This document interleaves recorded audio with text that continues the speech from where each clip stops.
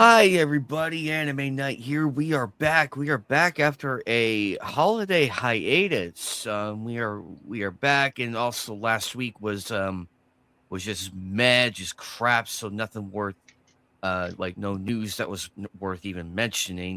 We have a How dry spell, but happens every year. Nothing yes, too big or exciting right now, but got some stuff. So another year, gentlemen, to go again. So yay! It's very exciting. So Yeah, New Year's off to a good start. it's off to a weird start for me because kind of like in 2 weeks from now, I'll be on a cruise ship actually. So I won't be Well, able to you do lucky anything for bastard. a You week. lucky bastard. Yes, I know. I should find a Pirates of the Caribbean hat because I'm going to a Caribbean. Oh. so You should you it'll should be just the run 20th. around. You should just run around and ask everybody, but where has the rum gone? Where's the? Why is the rum gone? Why is Yeah, yeah. I've just come to him poor with a wooden sinking ship, and everyone's like, "What is he doing?" I'm like, and I'll No, have my three shillings ready to go. if I ever do a cruise ship, I'm gonna do the most cliche, the most white person thing ever. I'm gonna do I'm King the of the king of the World. world. I don't care if everyone is cringing. I will do it. I just want to do it at least once. I don't care if literally everyone wants to murder me. I do Are not. you just gonna do Leo, or are you gonna find your Rose? I mean, if I'm there with my girl, we'll do the flying. But you know, But if I was solo, I'll just do a Leo did. I'm the king of the world. I videotape it. I just want to do it once, just once. Just don't fall in though. Just don't fall in. I mean, if my girl slips, I'm gonna have to go in there and grab her. So Don't worry, I'll grab. it's like I'll a grab a thousand wooden door knives frame for hitting you you. Oh guys, God, and it will I only know that have movie her way on. too well. I mean, don't you know women and machines don't mix? Sorry. Oh my god, I've seen that film way too many times. Although, why does she throw away the jewel? But whatever. Could have been worse. I mean, Hey Phil, strictly. what's up? I mean, it's not just the jewel. So she clearly married a guy and popped out kids, you know, and had like 70 years, like decades worth of marriage to some guy that we don't even know his name. She has a granddaughter, and she never mentions the guy, and all she's hung up about is literally a one night stand she had 80 years prior. She Rose is for the streets. Mm-hmm. By the way, And she even says it was the most exotic moment of my life. And did you then I hear the cut fan to the theory cast and crew. Really? that in the Great Gatsby, you know, the movie, like the specifically the version with Leo in it? There's a fan theory that it's actually Jack.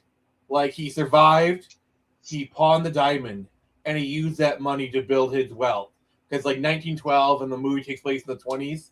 I mean, timeline wise, it matches up. You know, it's Actually, total head. that theory holds actually because you do have a point. I mean, there's a backstory about like the Marine stuff, but like Jack could have entered. Jack could have gotten drafted. Uh, Jack could have like held on to the diamond, but got drafted for World War One. You know, Mhm. and then like after the war, he pawned the diamond. I mean, who knows? Who knows? Who knows? There's a lot of stuff could have happened. Yeah, hello, Yeah. I do like bullets some out. crazy fan theories, but also ties up. Actually, Phoenix, My theory is that they were just twins, and one twin died on the ship, the other one died. It's always died twins, clones. Anime Night farted. Yeah, He's I got a weird farted food out. on that's going to give us I age fart. restricted right away. So The biggest plot device ever is Anime Night farting. top kid anime betrayals, anime night farting. Alrighty, Joker. So, I assume a lot of crazy.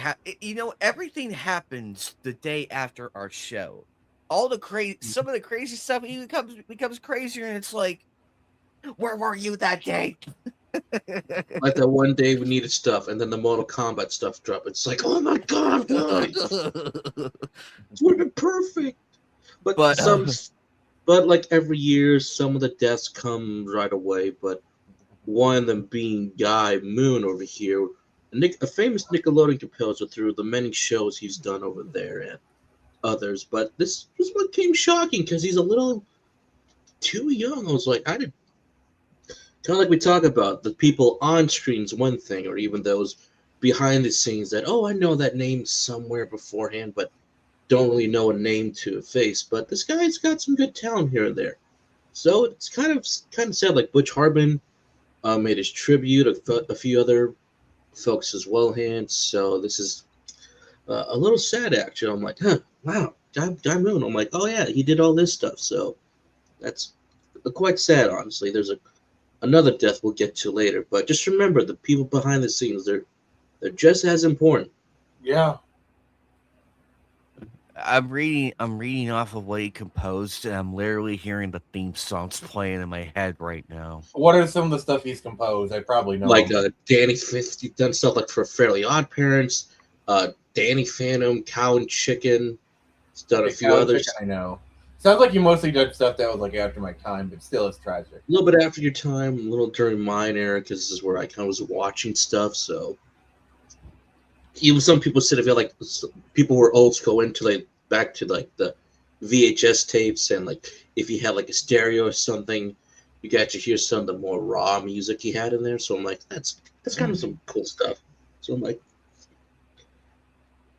it's sad, but out there as well. But if you want to get something even just a little sad, the Italian dubbing, as in Gloria Raksh, the godmother of Latin dubbing, has passed away today on her birthday. She's the Italian dub for Dragon Ball Z and Sailor Moon, Miss Piggy, Wilma, and Tweety. So, woo. I really didn't like that a lot of the Western outlets were reporting this as like the American actor had died. That kind of ticked me off. Same here as well, but it's like the Italian. It's the Italian. Yeah, it sucks that she died. Like no doubt, but I don't know. I don't like clickbait journalism, and they're all like, oh, the actress, like the way they worded it. They worded it in a way where like they weren't technically wrong, but they knew what they were doing. Exactly. You can't hate you can't hate journalists enough. Well, the crappy ones. But Gloria Roca, actually, she was huge in the Rest in peace. Overseas. So yeah, I get. Like the Italian Spanish dubs, for what I've been hearing so many years, they were the ones that like to stay faithful to certain points, and like they got a lot of praise for like how they were adapting stuff. Even some of the singers, because depending on licensings for whatnot, they're just like, let's just get somebody to sing the opening so we can get around the loophole a little bit for some of these openings. And I'll tell you, some of those singers can sing. I was like, dang, they can sing. Yeah. So but rest in peace to this wonderful lady. So it's a little weird. So it's a little weird day for me, but I'll kind of get it together right now. So rest in peace, live the good life. Hopefully there was no regrets in the end. But speaking about no regrets in the end, I'm okay with this. They got him in here finally. He's gonna come out in a couple days, but you cannot have 3 Deadpools per team. You got to pick one or the other. You can switch him out, but you pick 3, which they know how OP he is. He will be a duelist, a vanguard, and a strategist. So he's all 3. So you can. I mean, if anyone's going to be all 3, it's going to be someone. It's going to be Deadpool. As Deadpool. Yeah. So, but the thing is, you have to go back to your home base to switch it. So that's kind of the balancing act. So it's not as OP as you think it is, because you have to actually go back to the home base, which. I played Marvel Rivals, and going back to home base to like switch roles is easier said than done on some. Yeah, I agree. Or you just die and be like, okay, I'm going to switch characters now. I'm going to do this. So. Like it's OP, but it's balanced, in my opinion. I do like the fact they are trying to balance him out. Some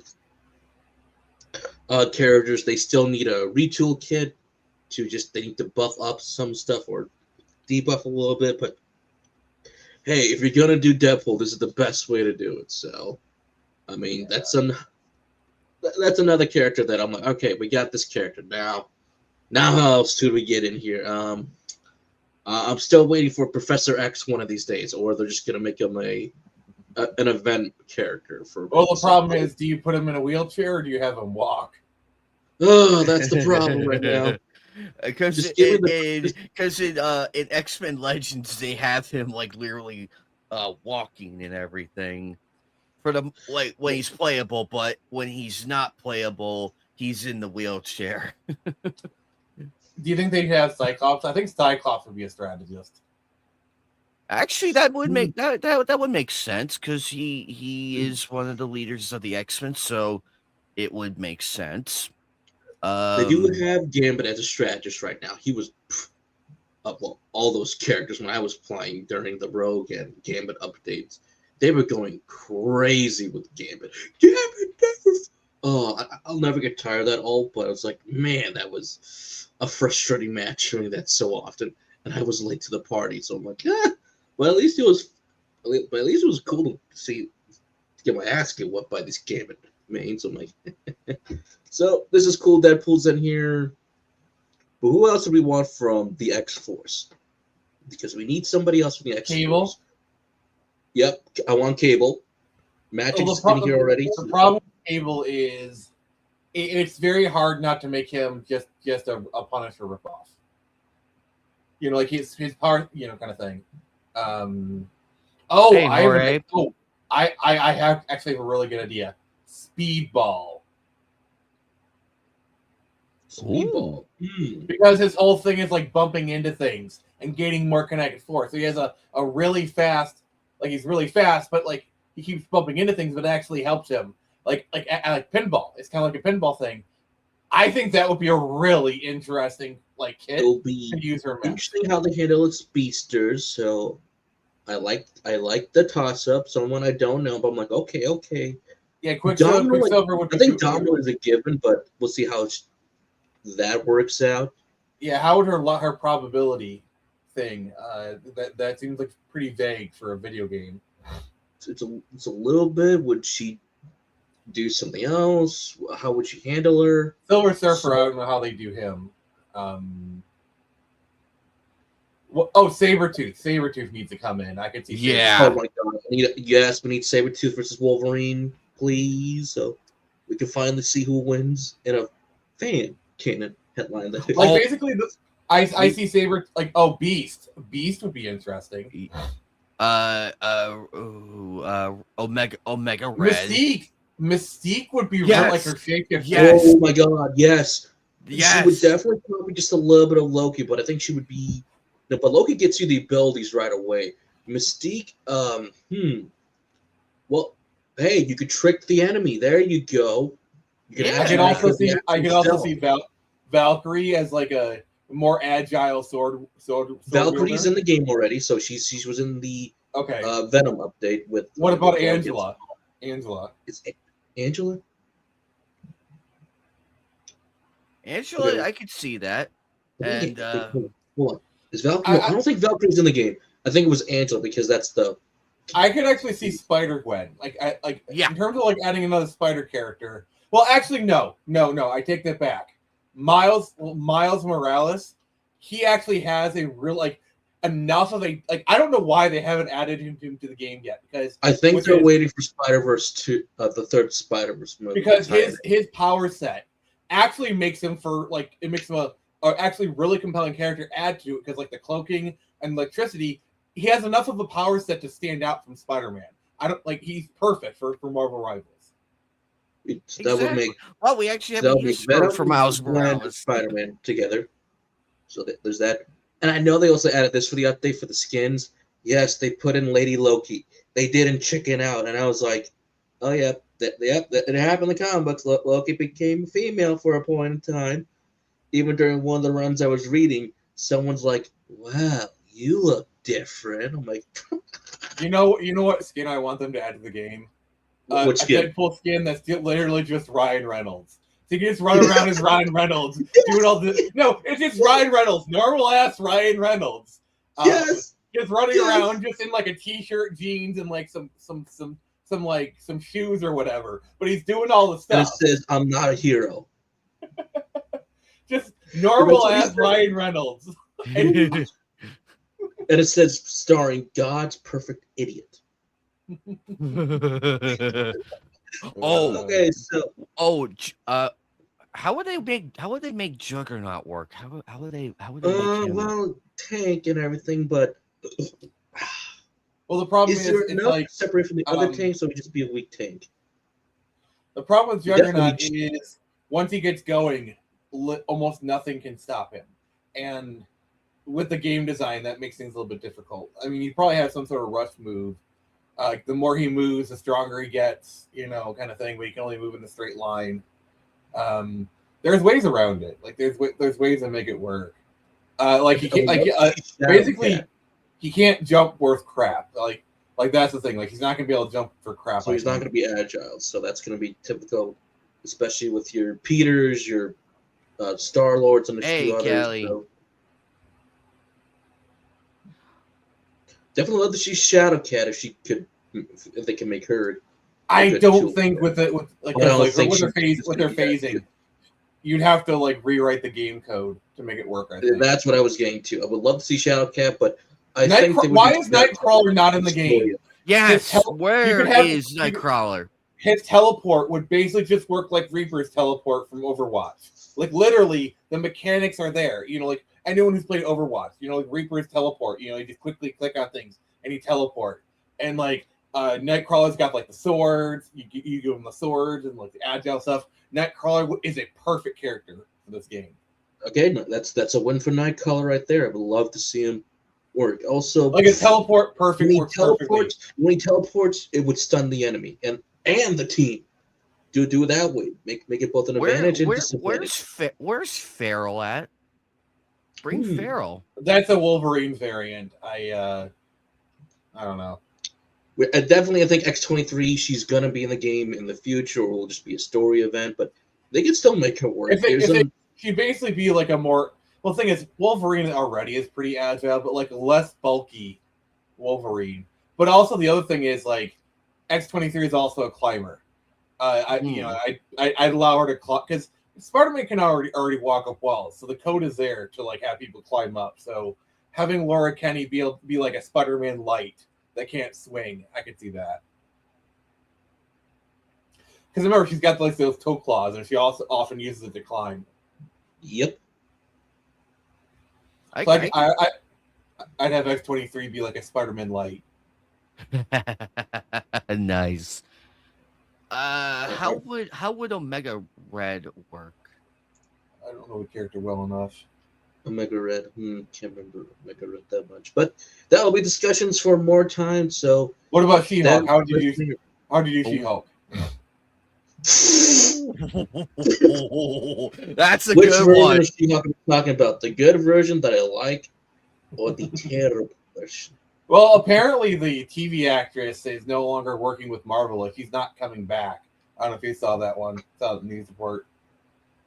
I saw a little bit of that. That could be a rumor, but I don't blame her not coming back because that was an awful show, and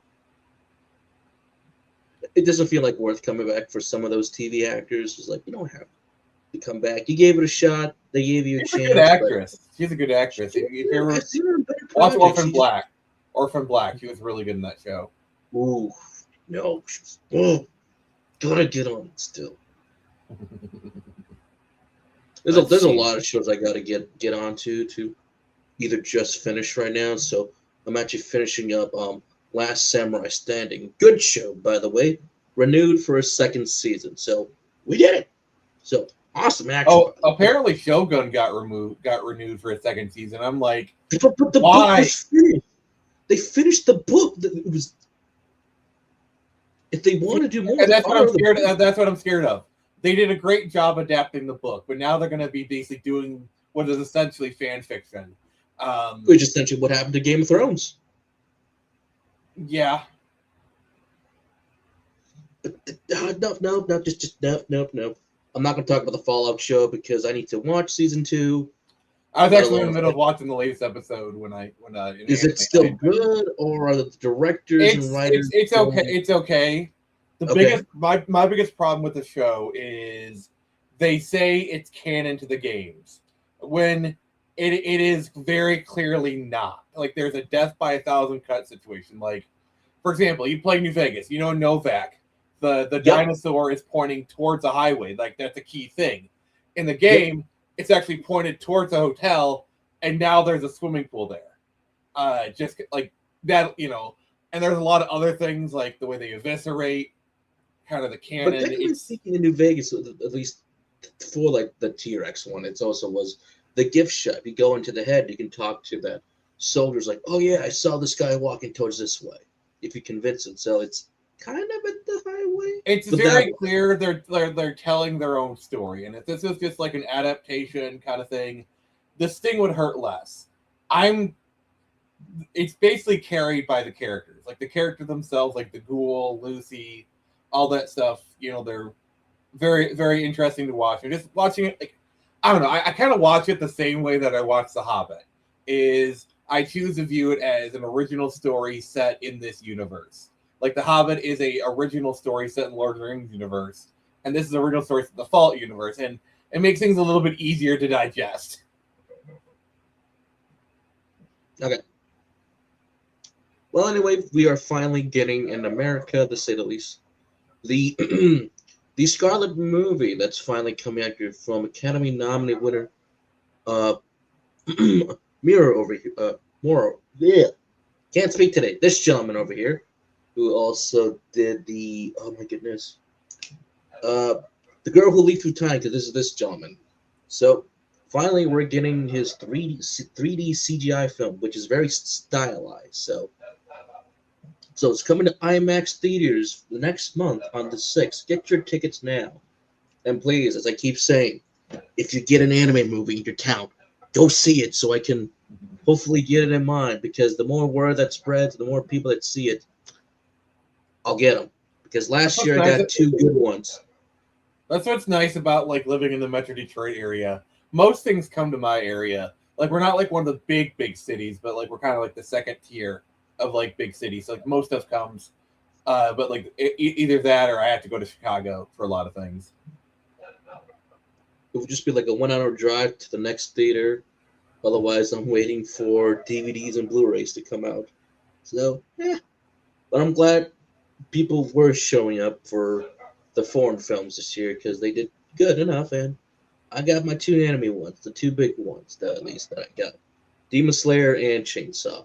Demon Slayer was jam-packed. I was like, yes, good, show up. So, thank you. Thank you. This looks promising. It's going to be an interesting film when it comes up, because I do appreciate his contribution to anime, even like his take on was it called Bell? I think it was Bell. His take on that storyline was an interesting one, at least. In other bad gaming news, of course, it's Meta. They are closing down more studios. Twisted Pixel and Zanzar Games. They closed several of them. I think Zanzar's was a while back ago, but people who made the Deadpool video game VR game just shut down as well. But apparently, the Arkham Shadow people are next on the chopping block. I heard that as well. That was one that just recently popped up as well. So yeah, even I was like, but I heard that one was a good one. I kind of wish it wasn't stuck on VR, but people said it was like, this is a good one. I mean, like, okay. This is just like the end result of the VR boom, and like basically in 5 years we're gonna be having the same report, but like OpenAI has been closed down or OpenAI has been bought by somebody. Like all these places pushing AI in 5 years are gonna be like, please do you have some coins? Spare change, please. Yeah. No, and what keeps pissing me off is that I see that OpenAI guy keeps going like, I only paid $300. No, you didn't. You pay $300 for slop. Slop. Yeah. Like basically, you just look at just dive into the mechanics behind AI for like 2 seconds, and you will see how full of shit it is. Like basically, like OpenAI secures like 75% of future RAM, RAM that hasn't been made for data centers that hasn't been built for capacity that hasn't yet actually happened. And he keeps saying this is artistic. No, it's not. It's slop. I can go outside with my camera right now, and I can get a Dutch angle shot with the sun rising up in the freezing cold, and be like, there, I made my art. At least I physically had to go get it. He doesn't have to do anything. He just goes, type it in, I'm done. The Zelda AI was slop. The Miyazaki one even pissed me off even further because Miyazaki would say, this is an insult to art and life. Oh, I guarantee Hey, anyone who knows anything about Miyazaki, I guarantee you he was blowing a gasket when all those AI Miyazaki things. Like he was probably like, if it came out he actually murdered. Like if you like, I guarantee you, if he was able to chop Sam Altman's head off with a katana. At that moment, he would gladly have done it. You know. Well, he said a katana to Mr. Weinstein. No cuts. And they were doing no cuts. But okay, no cuts. So he's done it before. I'm sure he'll do it again. If you can make Harvey Weinstein back down, that's pretty badass. That's pretty badass. Bro. I'm not gonna lie. Although to be fair, a lot of that was because the previous film they did. That was actually the Nausea one, right? Nazca in the Valley of the Wind or the Grave of the Fireflies was like cut up to hell, and he's like, yeah, not again. That's why I like Miyazaki. I know he's got his issues, but the dude's contribution to the film industry in general cannot be taken away. That he is a legend with Studio Ghibli. I don't know what they're like. That stubborn man won't die, but he's still making films. Look at The Boy and the Heron. I know that film took several years to make, but still good. Have you seen Count Dacula's Mad Lad video on Miyazaki? The guy's an asshole. He's an asshole. Like, yes, there are stories about Miyazaki. Like he's an asshole. The way he treats his son. Apparently, it's gotten a little bit better in recent years. It's gotten a little bit better. Gendo, I know, was not very happy with. At least was the Earthbound movie because the Earthsea. Well, the Earthsea. Thank you. A lot of and also it pissed off the author because the author wanted Miyazaki himself to do it, and when Miyazaki the son did Senior to do it because he finally convinced her to watch a movie, and she thought I was getting him, but she got Goro Miyazaki. But then there's another issue. People also said, why is Goro Miyazaki directing a movie when he hasn't done a single thing yet? At that time, I mean, he was a good artist. He worked at the studio. He did work at the studio. He was a good artist. Like he was a good background jar actually. And they thought because he's Hayao Miyazaki's son. That's why. I mean, come on, let's cut through the bullshit. But at the same time, the thing is, with that novel series, if you kind of like know the name of someone, you kind of have, was it a leverage against him or something? I've only seen Miyazaki.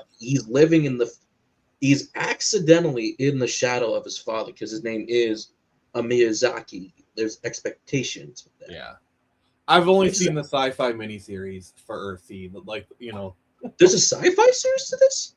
Yeah, for Earthsea, and it has the guy who played Iceman in X-Men and the one who played Lana Lang in Smallville in it. I have to check this out now. I want to see if it's good or not. It's also Danny Glover is the mentor. Danny Mr. Glover, my nemesis. Yeah, that's the one that I know. It was like I see here, Danny Glover, Sean Ashmore, Kristen Cook. Yeah, like it actually had like some decent talent to it. I'm grabbing a poster for you. How did you not know this existed? How did you not know that existed? Sometimes if it takes me a while to get this stuff, it's like this. Well, first off, I don't have the Sci-Fi Channel no more. I don't. Mom down are paying This, for that. but also this aired in 2004. So Okay, then that would be why. Too young. I'm only 29, so too young at that time. So that's why I only know the anime movie, which I'm like, hey, it does have its issue. I love the art style. Joker, I sent you a picture of the. But I will get to that. Like I said, my bucket list is huge for this stuff compared to Mom and Dad. So we'll have to check that out. Speaking about checking things out, it's always with Netflix with Korea over here. They've done a good job of promoting some really good Korean shows over the years. And a lot of them I really do like. Hidden in the Life of Lies, the stories of Sarah Kim, a woman who wanted to become a luxury item, even if it was fake, and Moo Kim, the man tracking her desires. The series releases on February 13th, so I am excited. I do like the poster. I love the concept so far. It could be great. It could be bad. I don't care. They have a good track record for the most part. Some of them are just kind of like, mono one live actions adaptations. So take a pick for a couple of them. Some of them are just really cheesy. But there are a couple manhwas they do have that are good enough to get by in live action. So Yeah. Woohoo! Where's the other one? I know it's here somewhere. I do like the Rise of the one I do like a lot. Finally, there's an update to All of Us Are Dead. Based on the manhwa, they came to our school. And this is the zombie school one. We're several months into filming. We're expected to wrap by mid-February. More filming to take place in Gongwon Province Government Building on the 17th and 18th of this month. And so much more. So this is kind of like their version of The Walking Dead. And I actually like this. It's really good. Although the show is really, really long. Like hour piece of episodes. And they really want to focus on the characters. The zombies are still cool to see with their action that they have. But it is that slow burn drama. So if you're going to watch it, go for it. If you're disappointed in The Walking Dead, watch this instead. It's really good. But man, is it long. But I love it. I can't hate it for that. And the only probably the reason why it took so long was because after it came out, the lockdowns happened. So, but I'm excited they didn't give up on it. So thank you.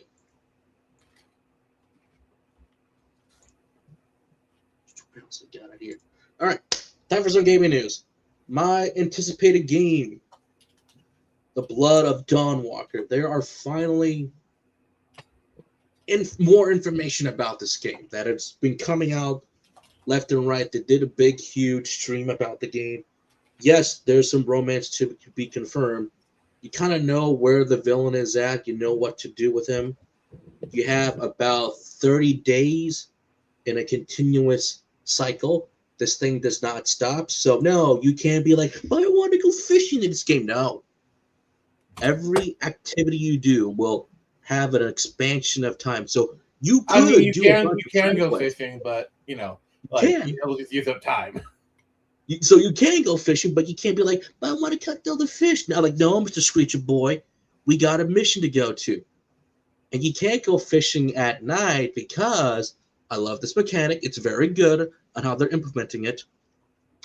In the day, you're in your human form. So sword fighting, questing, doing all that stuff. But at night, I turn into a werehog. You turn to a vampire. So you have all the vampire abilities. Well, that sucks. And you must feed. Must feed. So again, like the classic CRPG game known as Vampire Bloodlines: The Masquerade. So you must be careful on who you feed on. It could be a random person, an NPC that's not important. But unlike Bethesda over there, who's like, every NPC is essential, you can't kill him, you can kill off an essential NPC who's important to the storyline. And if you kill them off, storyline ends for that character. No need to worry about, did you screw up or mess up? You must live with your choices, my friend. So new speedrun strategy is unlocked. Yes, that's why me and Phoenix are going. Yes, keep Yes. going, Joker. Keep Keep going. going. Keep There's more. going. Keep it going. But there also is a factions in here, so kind of like as your reputation builds up against the main villain, some of these factions might be like, hey, we want you to recruit for you. And if you go to them, it adds more domino effects to the storyline. Branching story paths branches out. So this is wonderful. But that also comes with its own caveats because the more your rep grows, the more guards and patrols are going to be within the main city. So it's like, holy, they thought of everything for this game just for the classic guys who are looking for Question, your though. classic RPGs. This Is is there? a playing game. I have a question though. Is there a big titty goth girl faction? Because I want to join that one. Knowing them, there might be one in here. There might be one in here. And That'll be the most second. popular. Be like, why does everyone want to join this faction? So I love the fact they are upfront saying that you know where the villain's at. But at the same time, you can ignore a lot of the main quest line and do it solo yourself. So you're going, wait, I can just Leroy Jenkins and shit? Yes. Yes, you can if you want to. You might I love be the games. underpowered. I love the games where it's like the main villain's right there. You just started the game, but if you want to march your ass naked with just a stick up to the final boss and face him, you'll probably die. But like if you're really like Breath of the Wild, you could just go straight to the end of the game right from the onset. Like, after the tutorial, like you can beat the game in 1 hour. It's like that's awesome. Yeah. Like So literally all the only thing that Taming the Divine Beast does is it takes out the boss rush and it takes out half of the villain's health. It just all it does is make the final boss easier. That's all it does. It's not even game progression. It's just make things easier. I love it. I love it. So I love this. This is by the Witcher 3 Wild Hunt director and his team over there. So they combat definitely has seen, in my opinion, the much improvement from Wild Hunt, exploring much more depths and everything. So this is a game that both me and Dash were waiting for. I just love it, and I can't wait to explore this world because you're somewhere between. You're not a human, not a full-blown vampire. You are the Dawnwalker, and oh my god, please just give me a demo of this game so I can just go. Phoenix, let me tell you, I was on 250 different side quests, and he goes, whoa, wait, what do you mean 250? Well, first this happened and that happened, and then somehow Screecher showed up for no reason when I was hallucinating, and apparently I had just typed in Screecher, and what and mod did you download? What you downloaded the wrong mod again, didn't you? I didn't download the wrong mod, but because apparently the guy who's making this game I is a big told fan of you, I sent the cease and desist to Lovers Lab, and they refused to listen. Well, you forgot that Those the who main know, director know. Well, Phoenix, because you're in an honorable mention saying thank you, Nick Phoenix, for this great comic book called Screecher. So I guess he's a fan of your work, so that's why Screecher showed up for no reason. It's like, oh, so I was like, I'm very lucky. I have yet to receive any Rule 34 Screecher. But the worst part is, it's gonna happen eventually. Like that is. There are three certainties in life: death, taxes, and eventually somebody will draw Screecher naked. I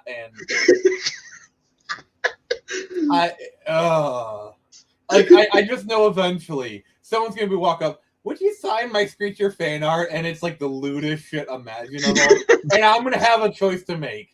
Do I be an asshole and refuse to sign it, or do I just put a smile on my face, sign it, and then just get them out of the way? Lord, please, Lord, give me the strength to make the right choice in that moment. But it also depends on how they go about it and present it to you.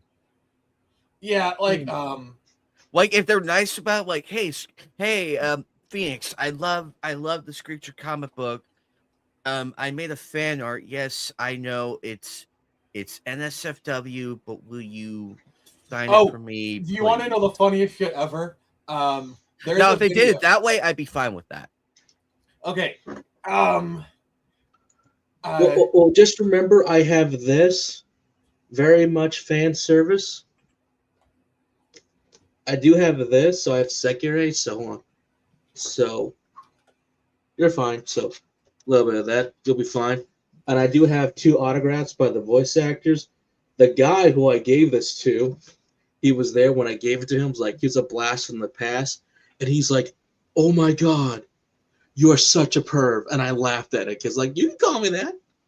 Like, he didn't mind it one bit, and he's like, "This is my first harem I ever did for dubbing." I'm like, "Nice, nice." And he's like, "So what's the goal now? You're going to try to find more?" I'm like, "Yes, sir. We'll try to get as many as possible for Sekirei." So at least he was cool with it, along with the female. But anyway, Don Walker, the more I hear about it, the more I'm like, just give me a demo so I can play the game, please. Like, But, I can't like, hope anymore. There's a video that I'm trying to find, where someone brought fan art to Johnny and Bosch of a rule of Ichigo pregnant, and it is like the funniest shit ever.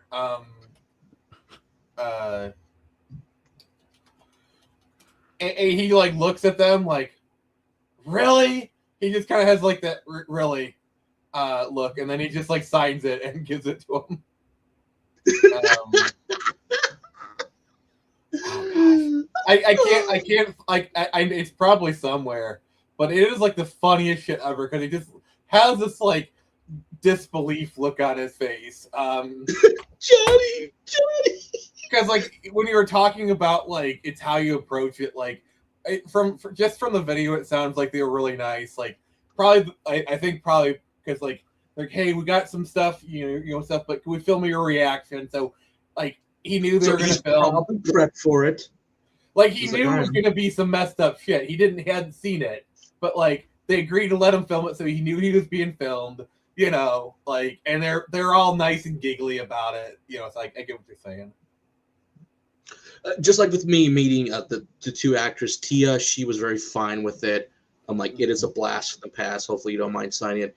Even like I said, the guy who signed it, Minato's actor, he was like, oh my god, like he was like shocked that like I have this. But I know again, I did like the perv call out because it was very fun to hear from him calling me that. I know Vic Mignogna famously refuses to sign like yaoi or all that stuff. That is true. But if you actually listen to his reasoning, it's like he's like, I don't care if you do that. If that's what you like, that's fine. But for me, it's like it's like inviting it into my heart, or it's me endorsing it. You know. Very true. Vic is right. Like he doesn't say don't do it. It's just he like because I'm sure if somebody like brought it up to him, he'd probably politely decline or something. You know. I don't know. I think Vic's overhated. Yeah, and I listened to the reason, and it's very valid. Not many will sign it, but it's like it's my hand. It is my hand that is holding this pen. They are my muscles that drive the arm. I choose how I use these muscles. You know, and if I don't want to, literally, if you draw a picture of Screecher where she has like a swastika on her face, I'm not fucking signing that. Yeah. What's your part though? Or if somebody puts if somebody puts a Starlight Jade in a Hitler Youth outfit and tries to get me to sign it, I'd be like, no, I'm not signing this. If you draw Screecher as Brie Larson, I'll sign it. No. If you draw Screecher as Brie Larson, I will take that. Oh, I know a perfect fan art. It would be Screecher throwing a beer. It would be Screecher throwing a. Oh, sorry. Go ahead. No. If you draw that, I will take that personally off your hand, Nick. No, I don't. That I did not see. I'll sign it anyway. Like if Brie Larson walked up to my table and she wanted to buy Screecher, I would happily sell to her. I'd take a picture with her with Screecher. You know, if Kelly Sue DeConnick walked up to my table wanted to buy Screecher, I would happily sell Screecher. Just sell a Kelly's gonna copy. Oh, I had the perfect fan art for you. It was in my head. It's Screecher getting so angry at Supergirl, and she's like, "Well, Supergirl, since you like going out and drinking, here's a fucking beer bottle," and she tosses it at her, and it hits her in the head, and everything shatters. Oh, Screecher and Supergirl would be gal pals. Like They would Screecher's not straight edge, but she But it would be a hilarious fan art, though. It'd be Like, hilarious. she's kind of like, she's not like straight edge, but like she's a good girl. Like she'll drink, she punches people. But I don't know. Ooh, what do we got here? So we got another one of those spiritual successors. Take that with a grain of salt. Coming you at here is that a Steam demo is now available for a sci-fi horror RPG, Parasite Mutant. Obviously, this is based. You have my attention. You have my. You have my attention. Okay, so I guess I have to go over here now. Gotta go to Steam. I gotta open up my Steam tab. Parasite Eve. That game needs a remaster so bad. How much is? I've said this so many times.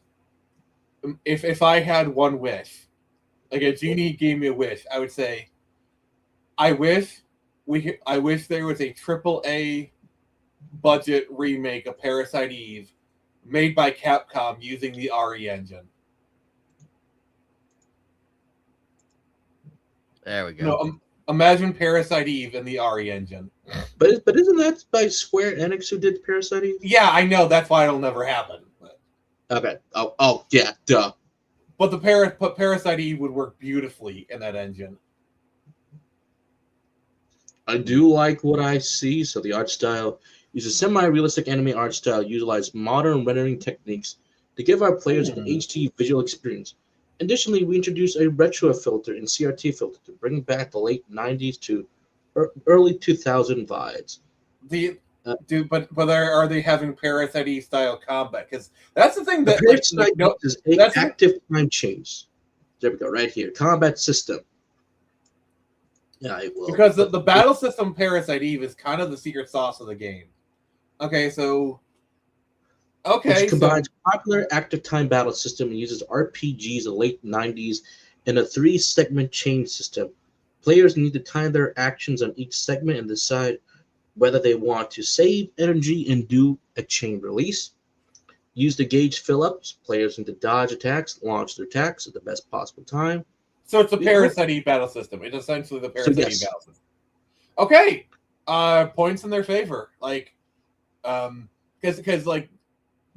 Parasite Eve battle system was really cool. So they're essentially doing their best to, so I'll give them points. 1,000 megabytes of RT.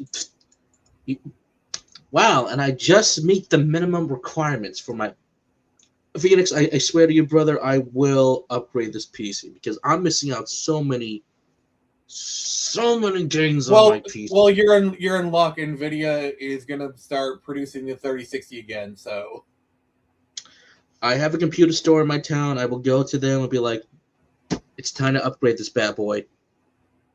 What video card are you currently rocking?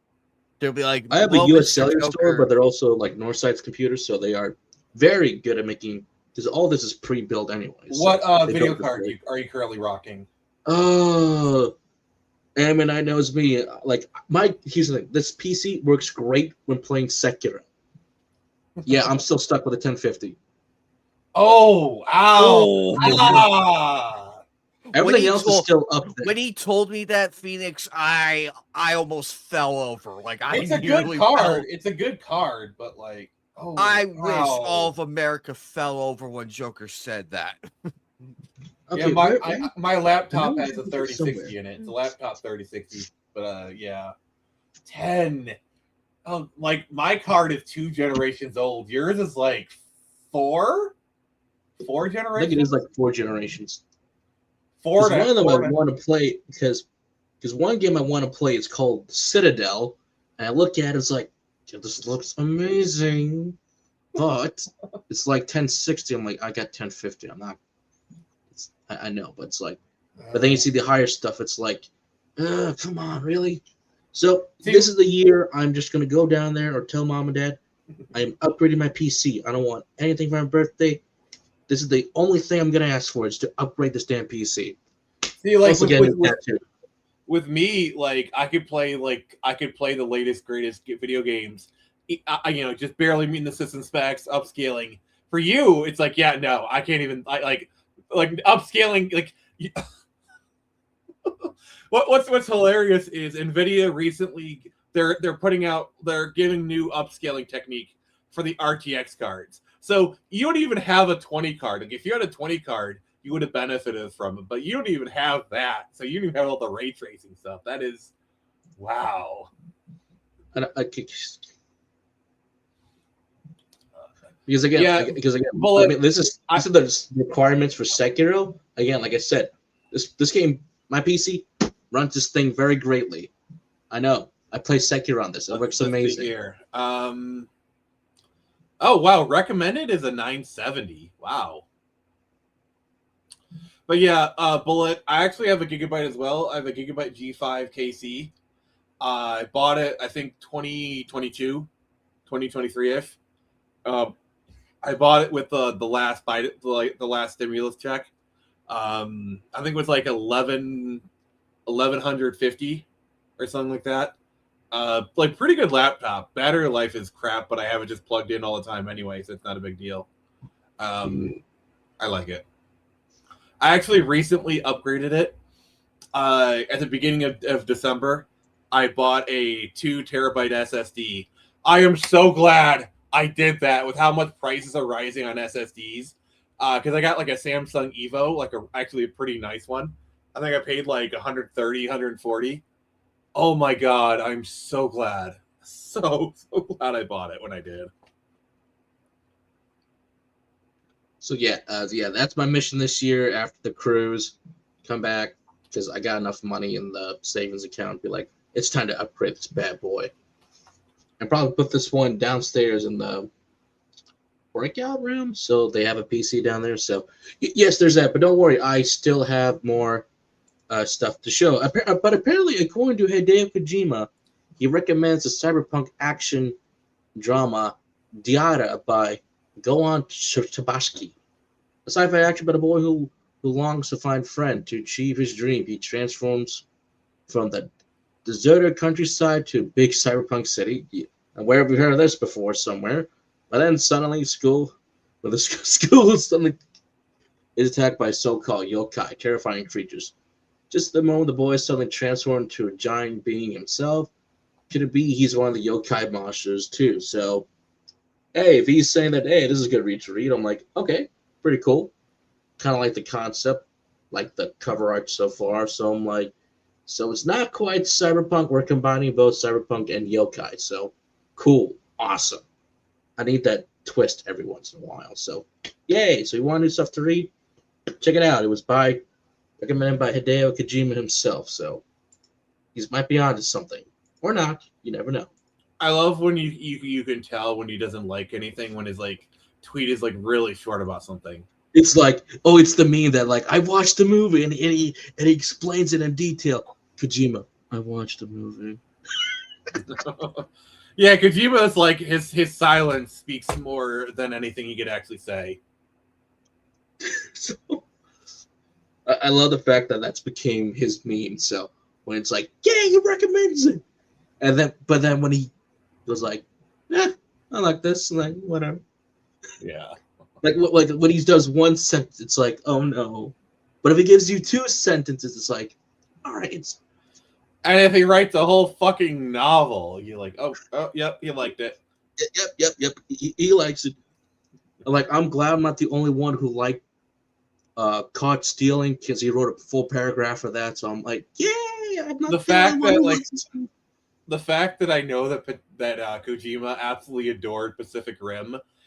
Okay, that's how you know the man has good taste. Yeah, he loved it. I remember he bought the soundtrack for it. Yeah, he loved Pacific Rim. Oh, by the way, yeah, I think I own the soundtrack at one point. Pacific Rim has a good soundtrack. They actually got Tom Morello in to do the guitar parts for that movie. Oh, nice. Joker, have you seen Pacific Rim? You know me, it's Del Toro, so yes. Saw Pacific Rim. Okay, I almost lost all respect for you. I've seen all the projects. I've seen the first movie, Uprising. I've seen the There is the no second Polygon movie. features. There is no second movie. It does not exist. There is no Pacific Rim sequel in Ba Sing Se. But there is a Pacific Rim movie set in there Boston. isn't. Sorry, John Boyega. And they were No, fighting near a Gundam no. statue. Like, they could use some Gundams right about now. No, it was a Chinese produced very bad parody. It has nothing to do with Pacific Rim. It's not official. It's not canon. It doesn't exist. But it takes place 15 years after the first movie. No, it doesn't. Because it doesn't exist. Never happened. They never made a Pacific Rim sequel. But there's a Lauren Bell soundtrack and everything going. No, there isn't. No, there isn't. It doesn't exist. How come the Pacific Rim Blacks mentions the Uprising event? That doesn't exist either. It's only just been the one movie. They did a few tie-in comics, and then that's it. Sadly, they never. But the show was written by the comic book creators, so there is no show. There is no show. there is. There is no show. What about the new Amazon show that's coming out? There is no new Amazon show. There is a new Amazon show. No, it doesn't exist. It doesn't exist. Just like your sex life, it doesn't exist, Joker. Just like Screecher doesn't exist. It totally exists. No, it doesn't. That's just a ripoff from Batman. Just like the affair I'm having with your mom, it totally exists. She's dead. I like dead girls. That is totally not getting clipped and used against So me. you're Ed Gein then. So congratulations. It puts the Put your lotion mouth on the cut. skin, otherwise it gets a hose.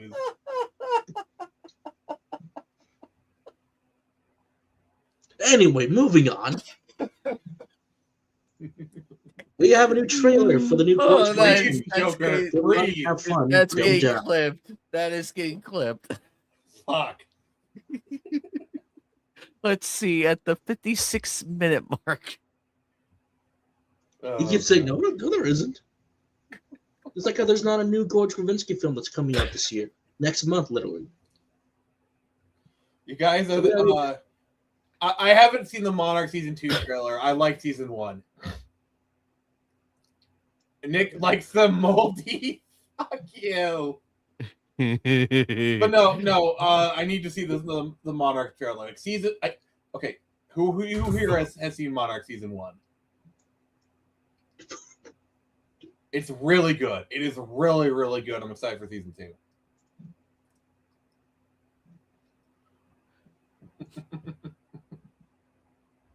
I need to catch up on a lot of things. So I do like how some trailers they're leaning more into just we know who the guy is for the complete unhinged George Stravinsky. Yes, this is why I want to see. George definitely is unhinged, but that's why I kind of like most of his films out there. It may not be my personal favorite, but I do like George. He's a very talented director that I can respect with. He gave me an excellent Pirates of the Caribbean movies that I still adore to this day, and like this again. So whatever he's cooking up. Oh shit! Did I lose? Okay. I'll still be there day one. So I'm like, okay. I do like the style of it and the leading into that. Yeah, this is gonna be a weird movie set in this one setting. So good luck. So I'm like, I'm for it. Let's go for it. Yeah, the whole Kurt and Wyatt thing was a stroke of genius. For those who don't know, in Monarch, there's a character that we have at the younger and the older version. The younger version is played by Wyatt Russell, and the older version is played by Kurt Russell, his father. Oh. And it's just fun. And wait, you haven't seen Monarch season 1? Again, don't have Apple TV. You set to pirate. Pirate it, motherfucker! I've seen some clips here and there, so I'm like, okay, it looks pretty. Go good. to the bay, download a torrent, and watch it like a normal person, dude. Okay, this casting I'm actually kind of excited for. I think Sebastian. Okay, Stan, so with I the think he's- Batman Part 2, we know the Penguin's going to be involved.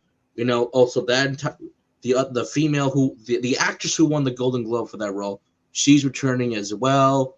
I know we do have Scarlett Johansson's cast in the Batman, so I got to figure out who the hell she's playing. But I'm like, wait, this could also work if she's playing a different variant of version of a character that I do like. With Sebastian, I was like, you know what, Harvey Two-Face Dent. I'm like, oh, I can see it work actually. I can see him working as Two-Face. You know, his time with MCU is done. Time to hop on the DC train. Woo-hoo, yes. Yeah, I could see this. But the question is, okay, so there's a couple of people that Scarlett could be playing. She could be playing Vicky Vale. I can see that happening. You got a super chat. Oh, Hey, super chat.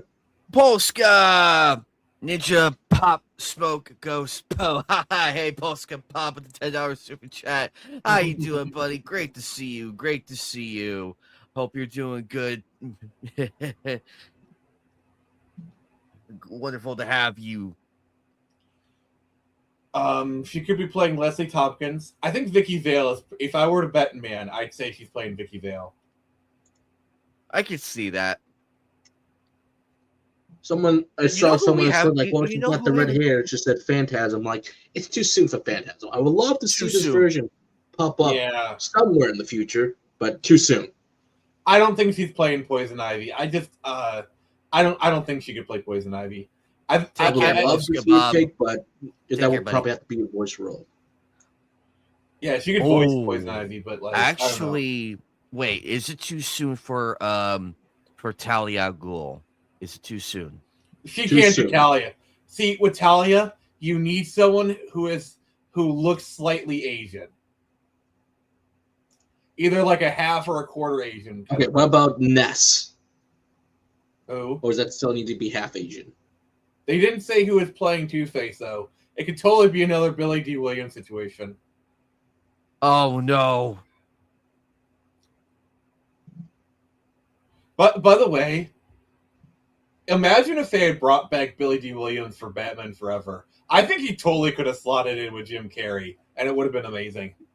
He was able to do it in the Lego Batman movie, so I'll give them props for that. Like, you finally gave him that one line for Two-Face. I'm like, thank you, finally. And in the comics, he actually does appear as Two-Face. Yes, thank you. Yay. I need to read Batman 89. So for this, Sebastian's a really good actor. Like, even he said he was done with the MCU. Kind of ironic how he defended MCU from Steven Spielberg all those years ago. And now it's like, it's a stinking shit, Sebastian. Get out of there. Get out of there. Thank God he's finally out. Although I mean, that's a whole nother discussion topic, but like I know that's a whole other discussion. I actually think Sebastian Stan is a really good fit for Harvey Dent Two-Face. Like, knowing what kind of actor he is, and plus, like, his age, he's kind of similar in age to Robert Pattinson.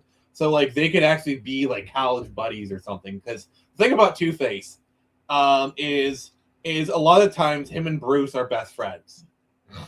Yeah. It worked, and you could play off of that really, really well and make it work because he is the and then you could show him going to for the DA and everything, and have them meet up again. Like, hey, Harvey, I haven't seen you since college. How you been? Look at you, Mr. District Attorney. Yeah, basically, You could set that up. You could set that up so well. I see Two-Face as the Harry Osborn of the Batman mythos. You know, like the tragic best friend kind of story. Yeah, because the Again, you could set up the whole crime wave right now that what Gotham's going through right now, the restructuring of. I mean, in my opinion, the third film is going to be Court of Owls. Like, if you watch the Batman, you could tell they were very clearly there's this whole other crime syndicate that they just hint at is like just under the surface. You know, like this whole crime thing is they give you a few lines here or there, the way they say things. They very heavily hint that there's another layer beneath this, which we all know is the Court of Owls. And the Court It's of the Owls, Court of Owls. They're setting it up. and that is, and the Court of Owls is the perfect endgame antagonist for Robert Pattinson's Batman. Like, they are perfect for this universe. But do you know who I don't want? Because he knows I'm going to bring it up. Every time I see a post like, please roll the clip, please. No. I hated that scene. I hated How that. many times do we have to teach you this lesson, old man? I'm glad it was a deleted scene. No, It was in the movies. No. It was in the movie. It was in the movie. Well, deleted scene for this one, but the scene with Riddler and this guy in the movie was in it actually. But I keep bringing up. He kept saying, "Friend, this isn't him." Everyone keeps saying, "We need the." Can we please let the Joker rest? Please, for the love of God. Need the Joker. You know who I want him to be? It's right here. Give me Hush. Please. No, Victor Zsasz. We need a proper Victor Zsasz. Zsasz. Yes. Zsasz. We need a Zsasz. Zag is a perfect villain for the Reeves-verse. Reeves is like a slightly realistic kind of thing. Zsasz is a perfect slot in for the Reeves-verse. Victor Zsasz. Because he's that insane. He is that insane. And I feel like Arkham Asylum really nailed that character. I'm like, give me Zsasz. But imagine like with Victor Zsasz, because basically Riddler was kind of like their Zodiac killer kind of character. Victor Zsasz could be like an Ed Gein serial killer type. No, so I also want. Give me this guy. Give me Pig, please. Pig would be like Zsasz and Pig set up the storyline. Imagine Mad Hatter in the Reeves-verse. Oh, Mad Hatter. We need a Mad Hatter. Because they already did Scarecrow. They already did Scarecrow. No, they haven't done Scarecrow on the Reeves-verse. Which Scarecrow would be interesting. I think he'd be interesting. Nolan slightly did Scarecrow just a little bit with. I think the Nolan Scarecrow was pretty good. But I think Reeves would do it much better. You know, you have enough drugs that would drive 10 men insane. As much as I would like Mr. Freeze in this universe, I don't think he would work. Same thing with Poison Ivy. I would love to see a proper Freeze one day, but I'm fine with Penguin. What killed the dinosaurs? The Ice Age. Sorry. Let's kill the dinosaurs. You're acting. But yeah, as many times as I've seen that movie, that line is still so funny. I'm like, there you go, Artie. There you go. I know the perfect villain for the third Reeves Batman. This is like the ultimate Batman villain. Condiment King. Oh my God. Sorry. I had to. No. Wait, say that again. Condiment King. Oh. No, that was a joke. But here's a question for you guys. Let's say the Court of Owls is a third movie. Who would play Talon? Who would you cast to play Talon? But by the way, this is under the assumption, because also my fan theory is the kid from The Funeral is going to become Robin. Like the DA that got killed and went to the funeral. Because there's that look that the kid like turns back and looks at him. It's like, oh God, he's going to be Robin, isn't he? He's like, I just feel like he's going to become Robin in the second movie. And then that'll tie into Court of Owls, because anyone who's read Court of Owls knows Dick Grayson was supposed to be a Talon, because the Grey Sons, like their whole family, are Talons. Like Dick Grayson was actually supposed to be a Talon, but he wasn't. So you have that, that kind of thing. And then you could also bring in like the Camo movie Court of Owls, where like they tried to recruit Damien into the court. You could bring that storyline in. But like, who would you have play Talon? Okay, I'm just going to throw out... this is going to be a bit of a left field pick. Chris Pratt. Okay. If you've seen Chris Pratt's serious roles, he can do serious. He can do dead serious stuff. I have seen him in a couple serious Zero Dark 30. Like, he's like Passengers. And he can do I think he could be a good Talon. Oh, you know who they should reference in this universe? Who? We need a Gray Ghost reference. Like a little Easter egg. And Okay, well, if we're going to continue, Jason Clark, it's a little too old. But well, question is who's going to play the Gray Ghost? Like, do you want to get a former Batman actor?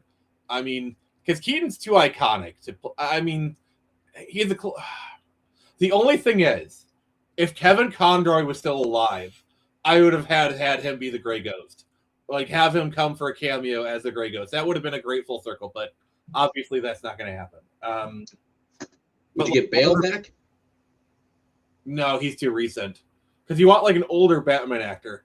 I mean, really, the only one of Adam West who is both old and Adam West iconic is dead. Michael Val Kilmer's dead.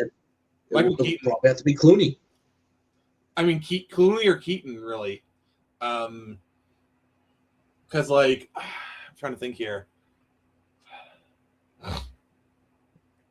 There hasn't been, like, I mean, it could Okay, wait, I got it. How about one of the voice actors who did too soon. throughout the only Batman voice actor people would ever give a damn about to come back would have been Conroy.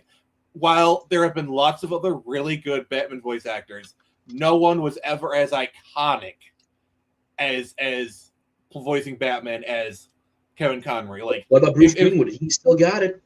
He's probably the closest. He's good, but he's not iconic. The whole point is you have Kevin Conroy as the Gray Ghost. People will recognize his voice. People will know his name and get excited. This is we're pretending he's still alive. Bruce Greenwood, great voice for Batman, but he's not iconic. Because that's the whole point of bringing in a former Batman voice actor is you want the name recognition. You want people to hear the voice. You know, like just imagine, you hear, "I am vengeance. I am the night. I am the Gray Ghost." You know, stuff like that. Kind of thing. Like just imagine the chills. Like just like the pop. Like obviously it's not gonna happen because he's passed, but Kevin Conroy is the only voice actor who could have gotten that kind of reaction. It's not to say you made a strong point. It would have been Kevin right away. But... And I'm not saying the other Batman actors were bad. Far from it. Bruce Greenwood, great Batman voice actor. I think is he the guy who did Origins? The closest you get to Kevin. Yeah, he was great. He was great. Like they're great. I think the guy who did the voice in the Batman was great. Like I think there's been lots of really the one from the Decamu was great. But Kevin Conroy was the only one that's like iconic. Like I'd argue, I actually think Kevin Michael Richardson was a better Joker than Mark Hamill. That's a hot take for you. That is a hot take. Kevin Michael was he from the Batman series, right? I hear. Also, marching feet. Who was the Joker in Under the Red Hood? Was that Under the Red? The animated film, which by the way, Under the Red Hood is the second best animated Batman movie. Obviously, Massive Phantasm first. You don't know that voice? Is it Bender? Uh-oh. Is it? Please tell me. Play the clip. Play the clip. Uh-oh. You bad. Now you've made me very. Get it. Okay, in my John defense. Domingo. Okay, in my defense, I thought it was him, but I wasn't sure, and I didn't want to talk out of my ass. It was John Domingo. I thought John DiMaggio was a great Joker. I think he was like my fear is like, but not those guys because they're dead. Like he had this like deadpan delivery. Like I want him to play the Joker again. I could see that actually because Mark Hamill officially checked himself out. Mostly because it's because Mark said I can't do it without Kevin. They were true brothers. Respectful. In the end, Well, I actually let me so out of walk respect, that back. it was a good call. Let me walk that back. Kevin I passed away. think if you're gonna retire, that's like the best reason ever. I can't. I'm sorry. I can't fault the guy. It's a good reasoning. He respectfully retired from doing the voice, so it's open now. So yes, I would like to see him come back. John DiMaggio come back as Joker in the animated series. See, I think Troy Baker was a decent Joker. Yeah, he was really good. Like he had the mannerisms and everything. he's got the He's right got the- mannerism. He definitely comes from the Mark Hamill school playing the Joker, but he plays it with a little more of a menace and an edge to it. He's like, but he did do the Killing Joke line for New York Comic Con when they were promoting. I heard that. Like, I loved how if you actually watch the video, he's like, all right, shut up. Kind of thing. Like, And I love how the end, like he goes like, it's like you did it, you did a good job. But then they're like, Robert or follow. It's like, I can do all this. Robert. I can actually do a pretty good Killing Joke monologue. You want to hear it? Go ahead. Let me look it up real quick. Fun fact for drama class, I almost did the Killing Joke monologue. I almost did it. Because to make up the grade, they're like, all right, for those who failed this part of the class assignment, you have to do quotes. So I'm like, oh, shit, what am I going to do? And I'm thinking, what? I like the Joker. There's got to be a quote I can do. And this is when the game was out for Origin. There's a certain rhythm to these things. I cause trouble. Right. Batman comes by. He captures me. The game is over. We have a few laughs, and the game starts all over again. You wouldn't kill a guy with glasses, would you?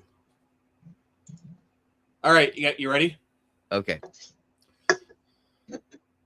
Memories so treacherous.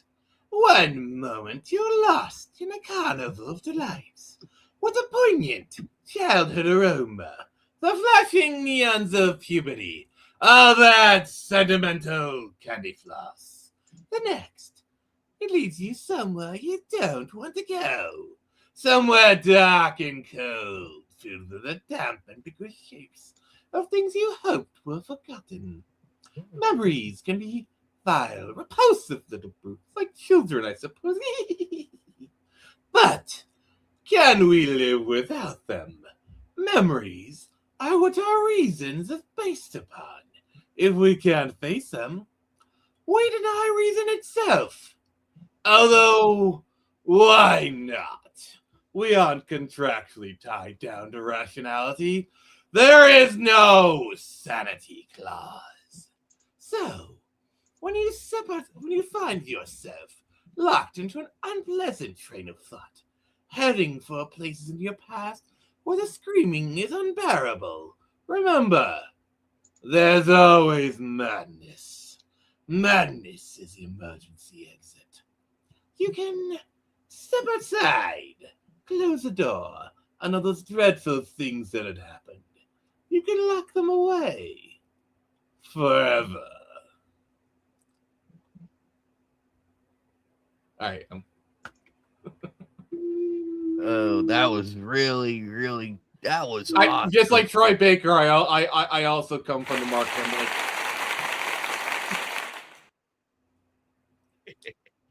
Yeah, yes, mine is also very Mark Hamill inspired too, but like Troy, I had my own twist to it.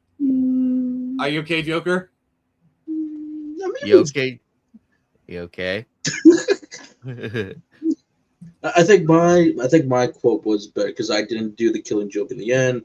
I did the Arkham Asylum and Arkham City lines for my makeup grade, and I actually did the actual movements from the like the actual when starting up the game, you're doing with the challenge with the Joker. I was like, did anybody hear about the escape clown? No, stick around. Or like in Arkham City where he does that. Nice of you to say, but you of all people should know. There's plenty wrong with me. Take my blood, for example. Blood. Oh, Joker, don't you realize this is quite a shocking turn of events? Yes, I can actually speak like the Joker. Would you like to shake on it? Oh, Anime Night, you should really be careful. Don't go smelling flowers now, don't you? Where is it? Where is it? Okay, we'll start off with this one because I'm trying to find the other one.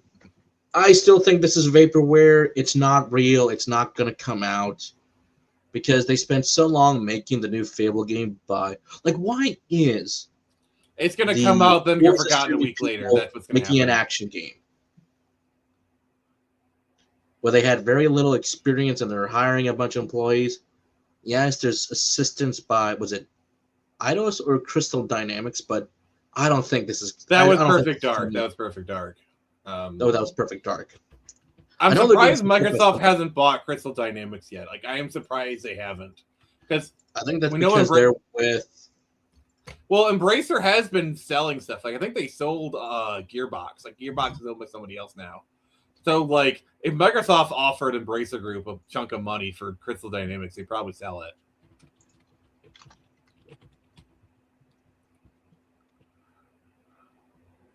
So, but every time I do... Wait, was it up here? Every time I try to see this, it's like, I just don't know, like, really to say, because it's like...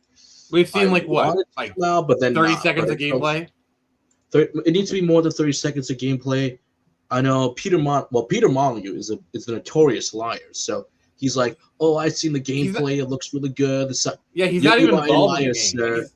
Yeah, he might have visited the office once, and they showed him what they had, and he maybe gave notes, but that is like the most that happened, because he's not involved in the project in any way, shape, or form. They might have brought him to the studio like once, kind of thing. So there's that. So, but again, it's notorious liar. I'll be shocked if this does come out and they do show it. It's like, well, it exists. Have a good one, Bullet. There's only like 5 hours of gameplay. Yeah, I think it's going to be one of those situations where they release it, they don't promote it. It's just kind of meant to come out and then be forgotten. Just like how Crackdown 3 was. Remember that big promise of cloud technology that we're going to have this disruption environment. It's like, no, you guys have no idea. Like, yeah, the tech looks cool, but none of that was in the final version. The only reason, honestly, was it the first or the second Crackdown that had the Halo 3 beta, and that's the only reason it sold so well? Was it Ambernet, you probably know this more than me, because I didn't get the 360 until Black Ops, actually. It's because I think it was one of the Crackdowns that had the Halo 3 beta, and that's the only reason people bought it. It's kind of like what Square did back in the 90s. Yeah, number one. They had the Final Fantasy VII demo. There was a few people back then, when that came out, and there people did find the Halo 3 beta. No, it was advertised part of the game. It was on the box. It wasn't a secret. There was a joke at the time for Crackdown which had a flyer for a Halo 3 beta. Yeah, and that's I remember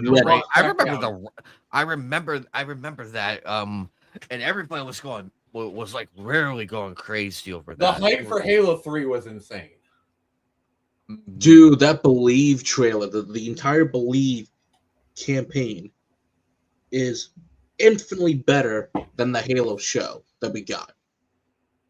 I mean, the only hit, if you want a Halo movie, go watch Halo Forward Unto Dawn. That was a good one. I like what Machinima did. It was pretty good. It was decent, and then it got better. I'm like, I actually liked it. The fact that Master Chief doesn't show up until 2/3 of the way through the movie. It was good. Yeah. It was good. Yeah, they knew to restrict you, and when you saw they used their budget wisely. I think they used their budget wisely. It's all the stuff with Master Chief, they basically scripted for their budget, and I think it was better for it. I did like their fine lines, like, "How old are you guys?" It's like, you don't need to know. I'm like, you don't ask them their age for the Spartans. You don't ask them their age. And I did like how it did tie into Halo 4, where it's like, oh, the same guy is the same guy we see later in the campaign. I'm like, okay, nice, because obviously it was to promote Halo 4 as well. So that was good. But the reason why there's something about Bungie when they did the whole Believe campaign or stuff that they did with Halo 3 ODST. Even remember where they had like all the war docs, like like war docs, where like all these old people talking about like it's like an old person talking about the D-Day.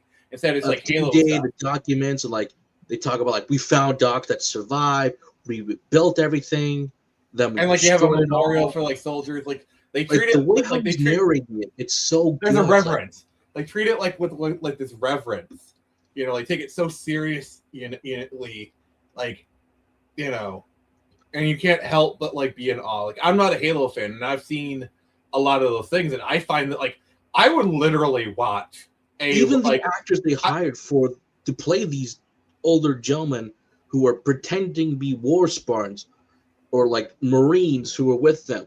Like that first guy, he's like, how did you survive? Like, no, you were going to survive.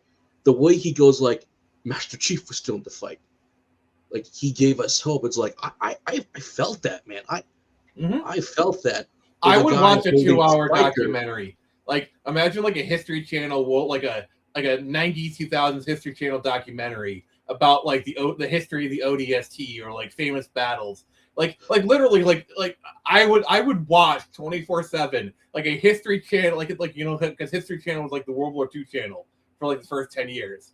Like all these World War II documentaries. If it was like a Halo stuff, like those kind of documentaries, I'd watch the shit out of those. Well, like even the line by the guy holding the spike rifle, the spiker, he's like holding an enemy weapon like this. He's like, I don't like it. Like the way he's conveying these lines, there's emotion. It's like probably that spiker's killed a bunch of his comrades. It's like I don't like it. But then there's him grieving, going like, and like you have some of these soldiers where it's like they don't like using enemies' weapons, but if it's between using an enemy's weapon and dying, they're going to use the enemy's weapon. They're not going to like it, Mm-hmm. And then he's like, the only reason why we're here, I would say, is because of the chief. Or that beautiful silent pause in the force where, again, the mockumentary crew is behind him, or he's going like, can we turn the lights off? And they have the memorial. PTSD. And like the bagpipes come in, Oh yeah, that fun fact. That song was actually lost for the ODST trailer for many, many years. People couldn't find it. They couldn't find it until the King Arthur movie, Legend of Sword, was coming out. They found it and they put it in the movie. that was like, oh my god, I know this with the trailer. It's like, yeah.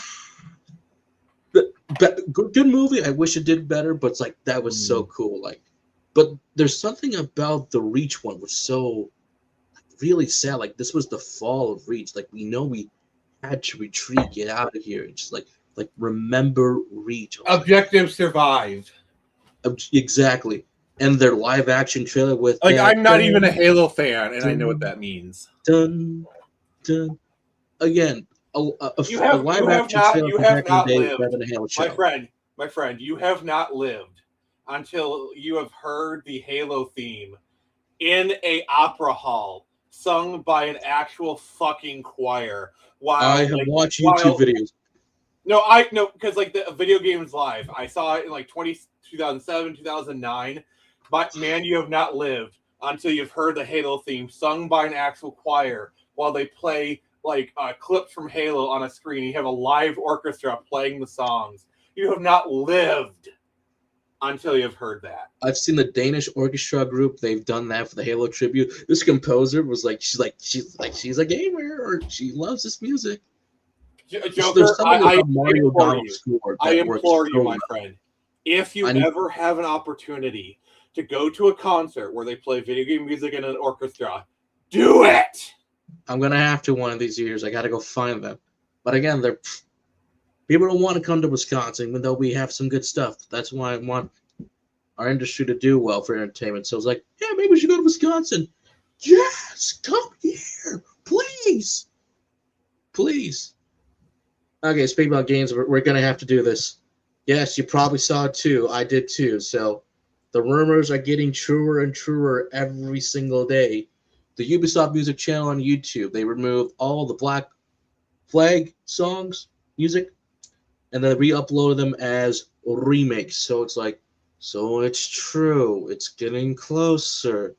Will it be a great remake? I'm having my doubts.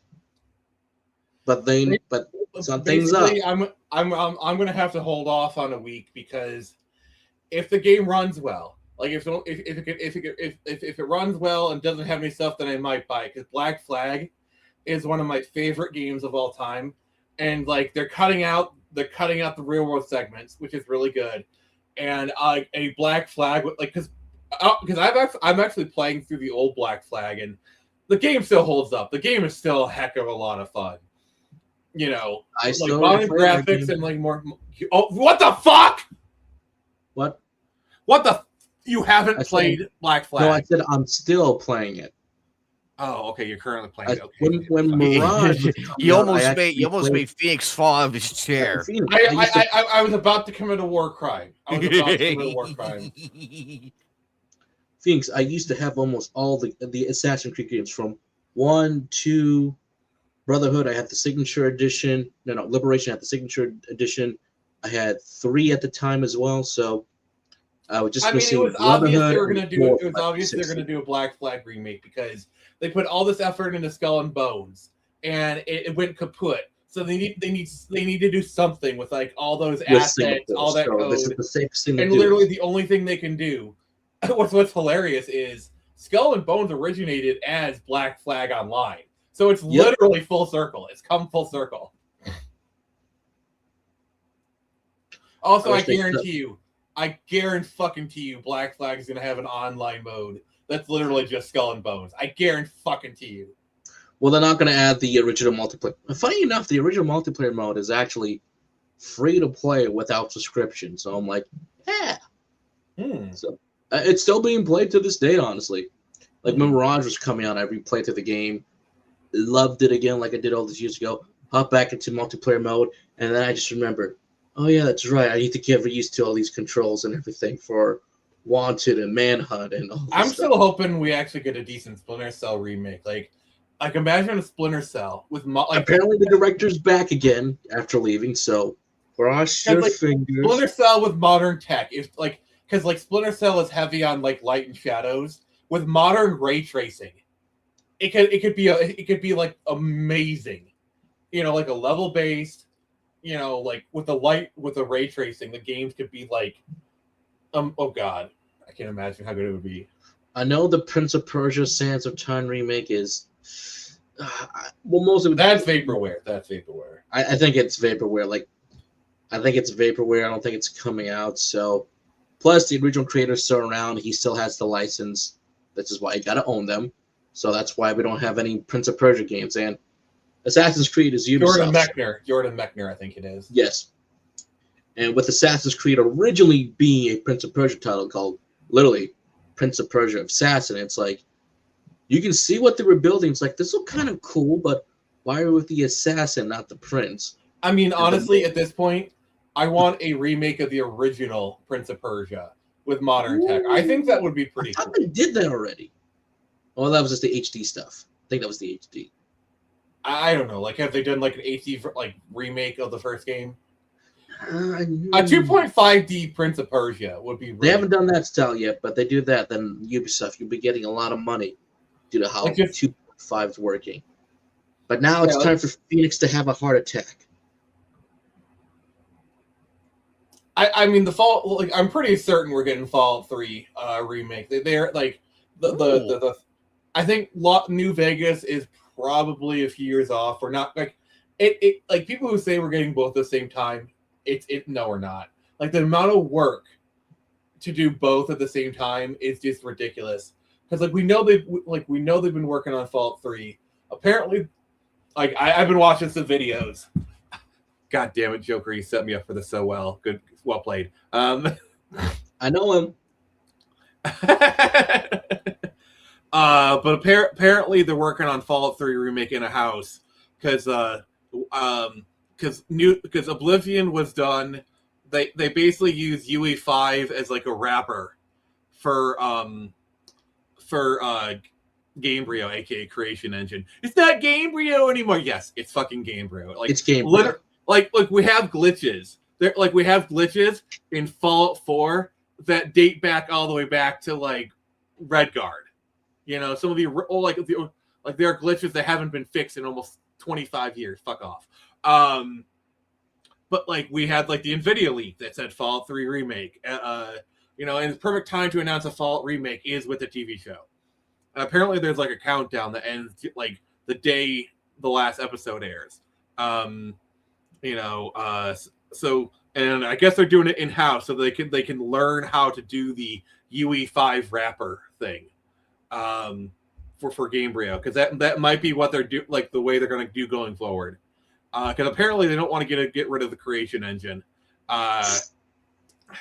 Like honestly, here's the thing: as bad as the Creation Engine is, I would rather they use UE5. Like I hate UE5 so bad, but it would make their lives so much better if they just like UE5 is a bad engine. Creation Engine is worse. I'd rather have them just use its technology. Like Todd, ZeniMax bought out id years ago. All you have to do is walk up to its door, like, "Can we use your tech, please?" That's all you got to do. Yeah, and you know, here's what you do, okay? Like, you or even just do a fork of id-Tech, or just use id-Tech, and if need be, you bring in John Carmack, pay him like a fuck ton of money, because like even though he hasn't touched id-Tech in probably 10 years, most of that is probably still his code. Like it's probably similar enough that like he could familiarize himself with his old work. The guy's a fucking genius. Like he like literally, if they wanted him to make like Todd, John Carmack could make the Creation Engine the most efficient engine ever in a weekend. Just give him his own office, a Red Bull, like a whole case of Red Bulls, and the weekend, and he would make the Creation Engine per like one of his old Ferraris. If you get that reference, I love you. If you get that reference, sorry. Oh gosh. So yeah, Fallout. I'm sorry. I'm gonna say it. I'm probably gonna buy Fallout 3 Remastered. Like they got me already. Because that game. I just imagining Fallout 3 and like those updated visuals. It's very compelling. It is very compelling. I fear what Elder Scrolls 6 is going to be, regardless, because it's never going to happen.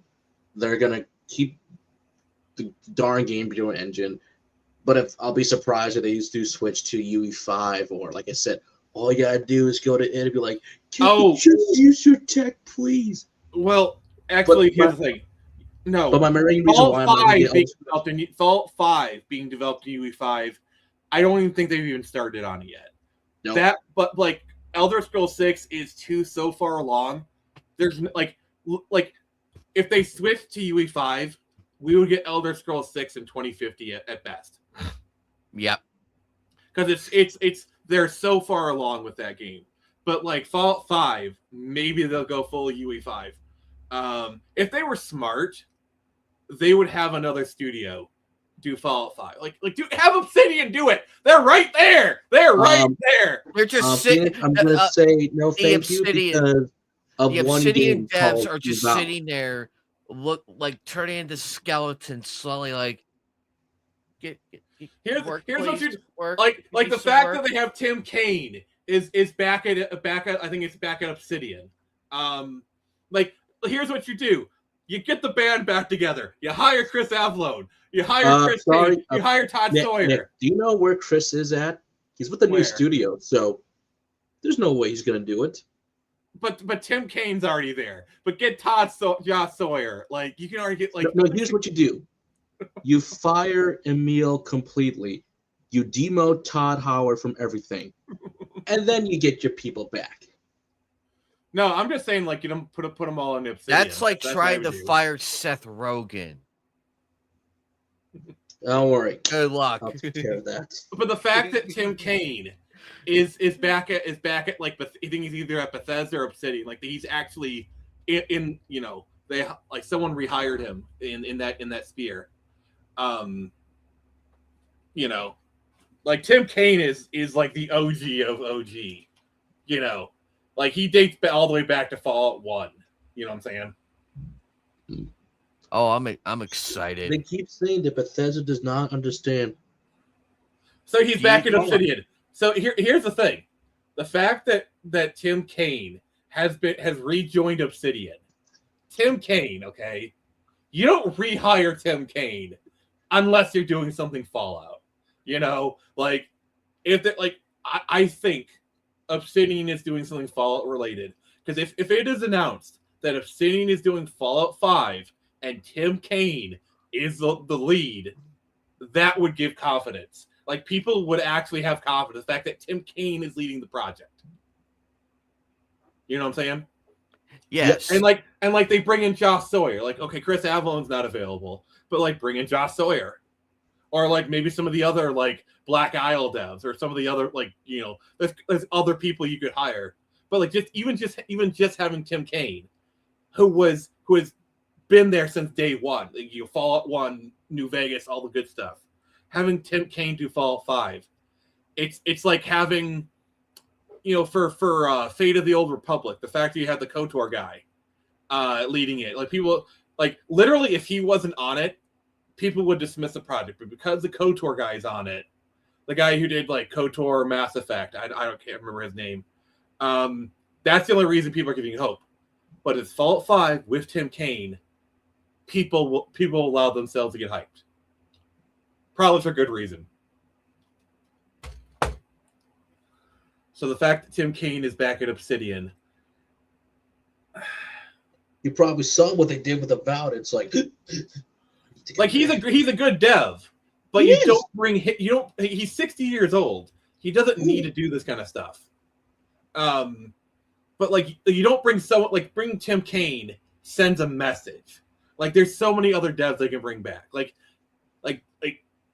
how much experience and how much stuff does he offer to really warrant going out of your way to bring him back when he's been out of the industry for a while?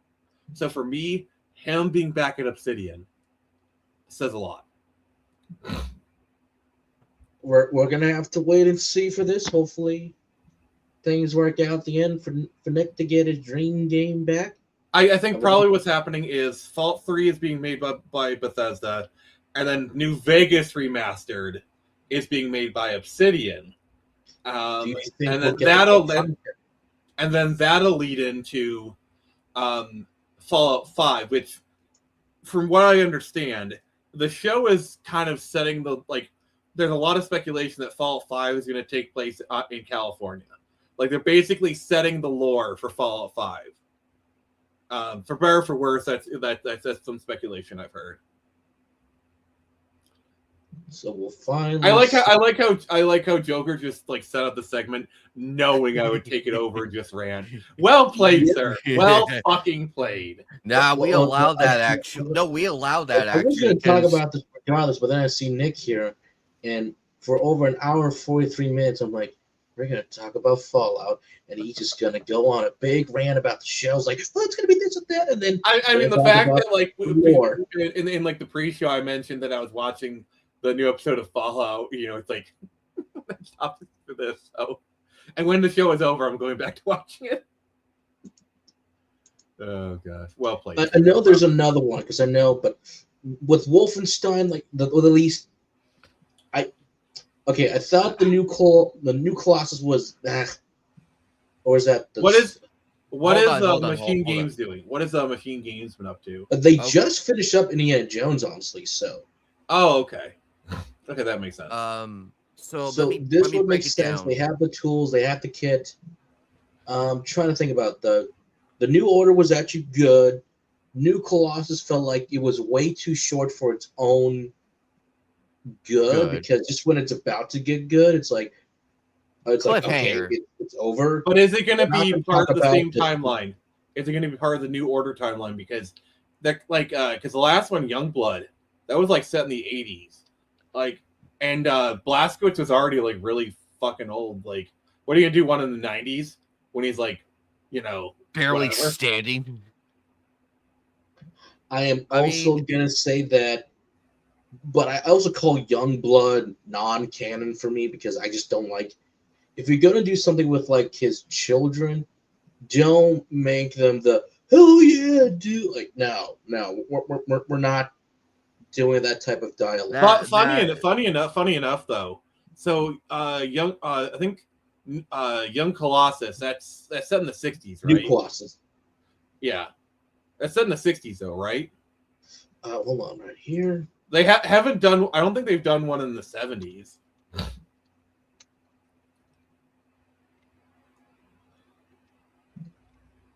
Wolfenstein 2, the new Colossus, takes place in 1961. So, if 3 were to happen, yes, do something within the 70s. Yeah, there's enough a gap in the lore. I mean, hell, you could do it in like the late 60s, like Woodstock era or something. Like have it set be 72 or something. I know. Yeah, Youngblood it said 19 years, so you could fill in that gap between the 19 years. So, please. I mean, honestly, it might just be time for another reboot for Wolfenstein. Well, I think they did enough. I mean, would I love to see the New Order timeline continue? Both, yes, but at the same time, they shot themselves in the foot with New Colossus. Because with New Colossus, they had a lot of nice ideas that I actually did like.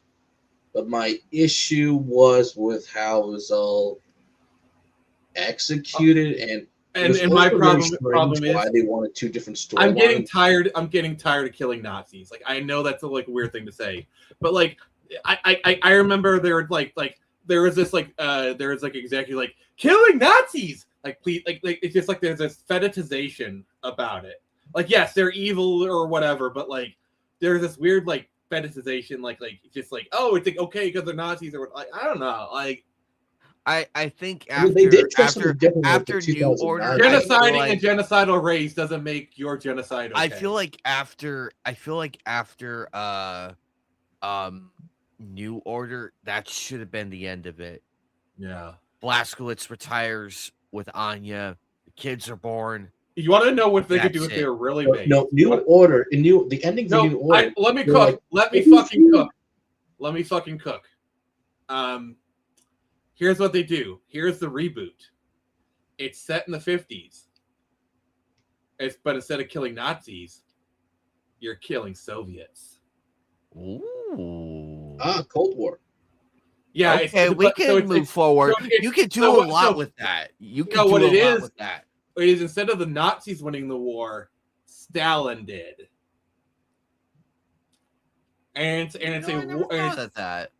So basically, Stalin Russia, Soviets took over the world. So it's basically the whole it's the same premise as New World Order, but with Stalin and Nazis and like Stalin and okay. Like so the communist Soviets. It will be 1950s world, but it's 5 years after officially World War II has ended, but Stalin remains in power, control, and he's taken over the world. And he's about to take over the world. Yeah. So, so what you do is like you do all like the 1950s Americana, but it has a Soviet twist to it, and you're like an underground movement.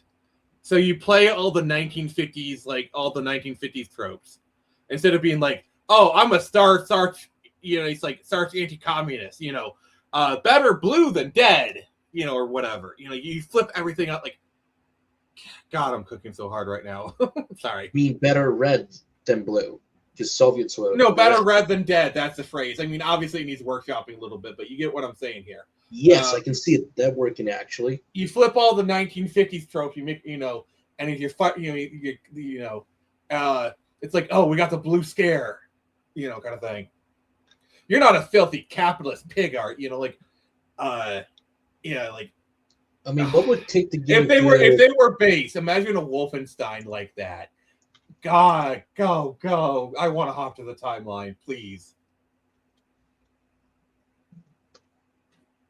I mean, what would it take to get actually good a Jin Row video game? Actually, A Jim Row.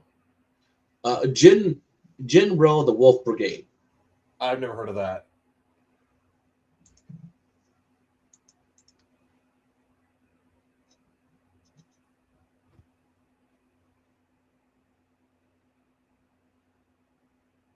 What?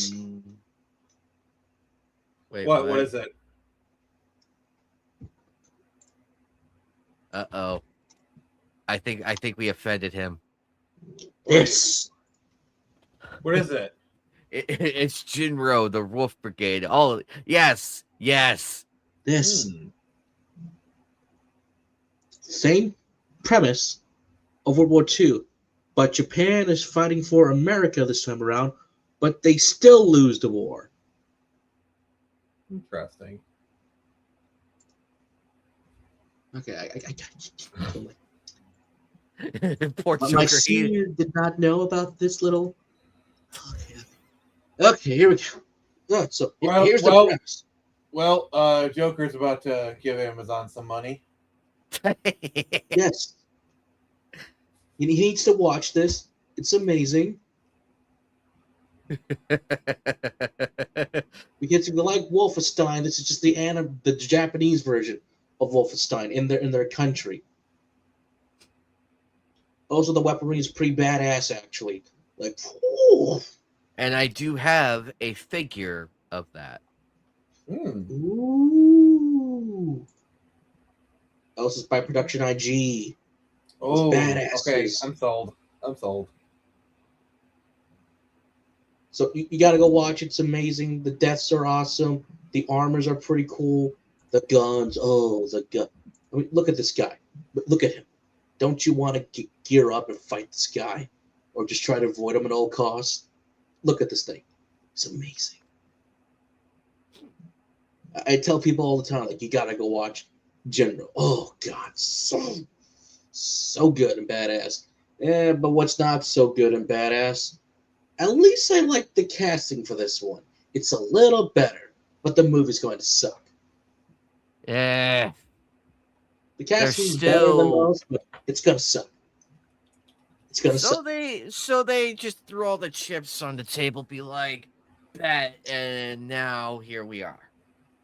Well, it was originally canceled. I mean, Tegan Croft's a really good actress. She was Raven in Titans. I think she's actually a really good pick for Rapunzel. Who the fuck is that bland vanilla milkshake that is Flynn Rider? I don't seriously. I think Tegan is going to be a good Rapunzel. I think she's a good actress. Yeah. But she's probably the one reason I might go see it, but then not go see it all. Here's the thing. In a perfect world, I would have casted Timothée Chalamet as Flynn Rider. Ooh, okay, I can. But he's too busy. Right now, being my savior. He's like, hey. Even though he hates being called that on the streets, I'm like. Well, he's literally going to be called it the rest of his life, so he better get fucking used to it. I'm just going to come on. I guarantee you, anybody his cousin and Burt Ward still gets called Robin 50 years later. Like, you see Burt Ward on the street, people are going to say, "Holy Burt Ward, Batman!" Like, I guarantee you, he hears that like 3 or 4 times a day. He's been hearing that 3 or 4 times a day for 50 years. So he's mostly a Disney Channel star. That's why he's able to kind of slowly get in there. So, but Tegan, I think is a good choice for Rapunzel. Yeah, I think these live action things are stupid, but you know, and they just need to go away. But speaking about not going away, Fortnite's still here, and the one time I say, okay, Trey and Matt, you made a good, funny commercial. I can't wait to see this in the actual show itself now, where they reference, hey, you remember that one time when we were in Fortnite? Like, yeah, that was cool for a while. So I mean, they have this opportunity. They have the money. It's like make love, not Fortnite. Like, come on. They have this opportunity. God, do it. Imagine they have this opportunity. Do it. They could do an updated version of the Make Love Not Warcraft episode, Make Love Not Fortnite, and just do that episode, but with Fortnite. They already have that collaboration. Like, I'm sure Epic would love to help out with that episode. you can do so much about at that time of the industry where making fun of the MMO crowd of he who has no life. Now you can make fun of microtransactions, season pass, battle royales, limited It's time right there. to It's get literally these right characters. there. It's Hell, right here. Hell, you can even throw shade at Call of Duty. Be like, hey, look, oh, it's ball up booty. No, we're Why not they playing that game. I don't know why they haven't made a Fortnite episode yet. Like a Make Love Not Fortnite, because like Make Love Not Warcraft is literally one of their most famous episodes. Next to Castlevania, but I love them both. Casa Bonita. Apparently reservations are like booked out for like 6 months straight. Yes. But also at the same time, it's the one time where a restaurant says that, when that episode airs, are our sales going to go up? Am I going to be up a month? I mean, the fact that like they own it now too, that That's why I love Trey and Matt. You can hate them or like them, but I think they're pretty much the most likable team out there, actually. Even like the recent news, like a few months back ago, was Isaac Hayes' son. Like he finally came out and said, "My dad did not hate Trey or Matt. He loved them. He respected them." And Isaac was going through a lot at that time too. But I'm glad there's some closure at least. That I mean, anyone who knows the history of it, like when that episode first aired, Isaac Hayes was actually on interviews defending them. Like I think for like the first few weeks, and apparently like he got sick, and the Church of Scientology kind of faxed over his resignation and forged his signature without him even knowing. Mm-hmm. So yeah, it was like, so yeah, I totally, yeah. So like, if Trey and Matt, please do that episode, Trey and Matt. We're giving you the $1 billion viewership right now. You would give us all back at the South Park after the whole Satan and Trump thing, which I'm actually glad Tawi stands like, what the hell is going on? Don't you know, man? It's the most cinematic thing in history. It's like, no, it's not. But I love how Tawi said it. Like, it's like even Trey and Matt, we don't know how to end this. So here you go. This would make up for those 2 seasons. So I'm like, here's the thing. Like they say like, oh, we attack both sides. Where is their fucking Biden shit? Like it's like the dope. At that time, they admitted that like we were tired of doing it. So I'm like, I get it. Oh, but now that like they have a safe target, all of a sudden like it's fucking bullshit. That is a fucking bullshit excuse. Oh, now that they have a safe target, they could have done one episode with him at least. So the fact that like they're going way to the other end, like yes, there has been some bangers like the Panderstone episode, like put a chicken at, make it lame and gay. God, that is going to carry culture for the next 5 years. I said, I told you to. No Kathleen Kennedy. No Kathleen Kennedy. No Kathleen Kennedy. No. Also, I love within that episode, we saw the chicken and make her other gay. side. Oh my, Carbon's a black chick. Oh, that's funny as hell. Oh, Butters no. is like this Indian girl. Cartman is literally like the one character who would do blackface. And come to school in blackface, and like, and when everyone gets mad at him, he wouldn't know why. He did do blackface for Bigger, Longer, Uncut. But Butters is like this Indian. No. Stan was the Indian girl because his dad did that thing with. Before this is over, you will suck my butt. Randy, I think you need to talk about this. Kenny being the only chick in the group, I was like, well, don't forget, he's a princess in Japan. I'm like, I was like, yes, this makes the most. And also, we can hear girl Kenny, but not make it make sense, Trey, man. Make it make sense. We can hear the girl Kenny, but we can't hear male Kenny. Also, but what was funny during the last season's early episodes, where Jesus was like, you guys need to keep it down. You guys like, but then Kenny's like, what the hell is he saying? I'm like, Kenny, you should be the muffle master with this, because how hard we could hear you. that was ironic coming from Kenny, going like, "What the hell was he saying?" I'm like, I was like, I got a good laugh at that joke. I was like, "Come on, man, come on, man." But you know what else I got a good laugh at? They're not doing the Spider-Woman movie. Thank freaking God! After all these Sony's, I'm gonna disagree. I think Olivia Wilde. But I did like the choice though, who they had. Olivia Wilde was like. Here's the thing. We can still get her back though.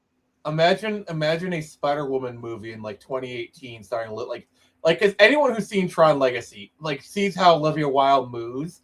She was a perfect actress for Jessica Drew. Perfect. But we can still get her back eventually if she still wants to do it. We can still do it. I actually kind of want to see Sydney Sweeney come back as her version of Spider-Woman or whatever. That might happen because I'm wondering if this is gonna set that up though.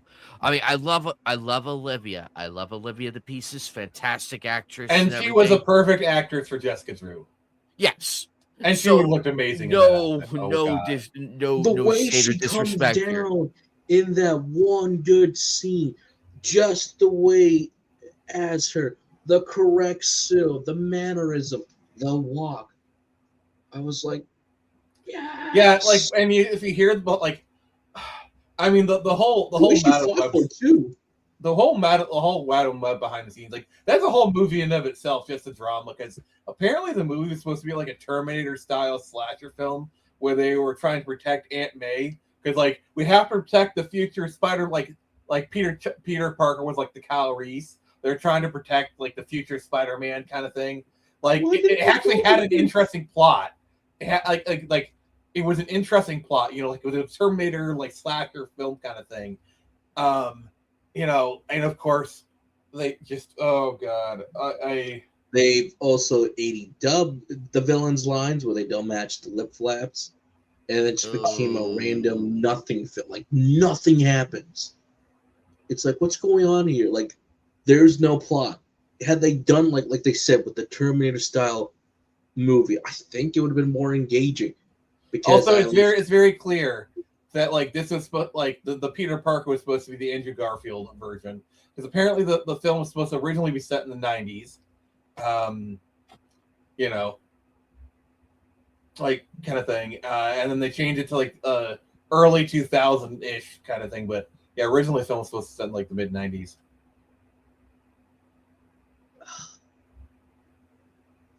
And you could just tell how much Dakota Johnson is like, I don't want to talk about this movie.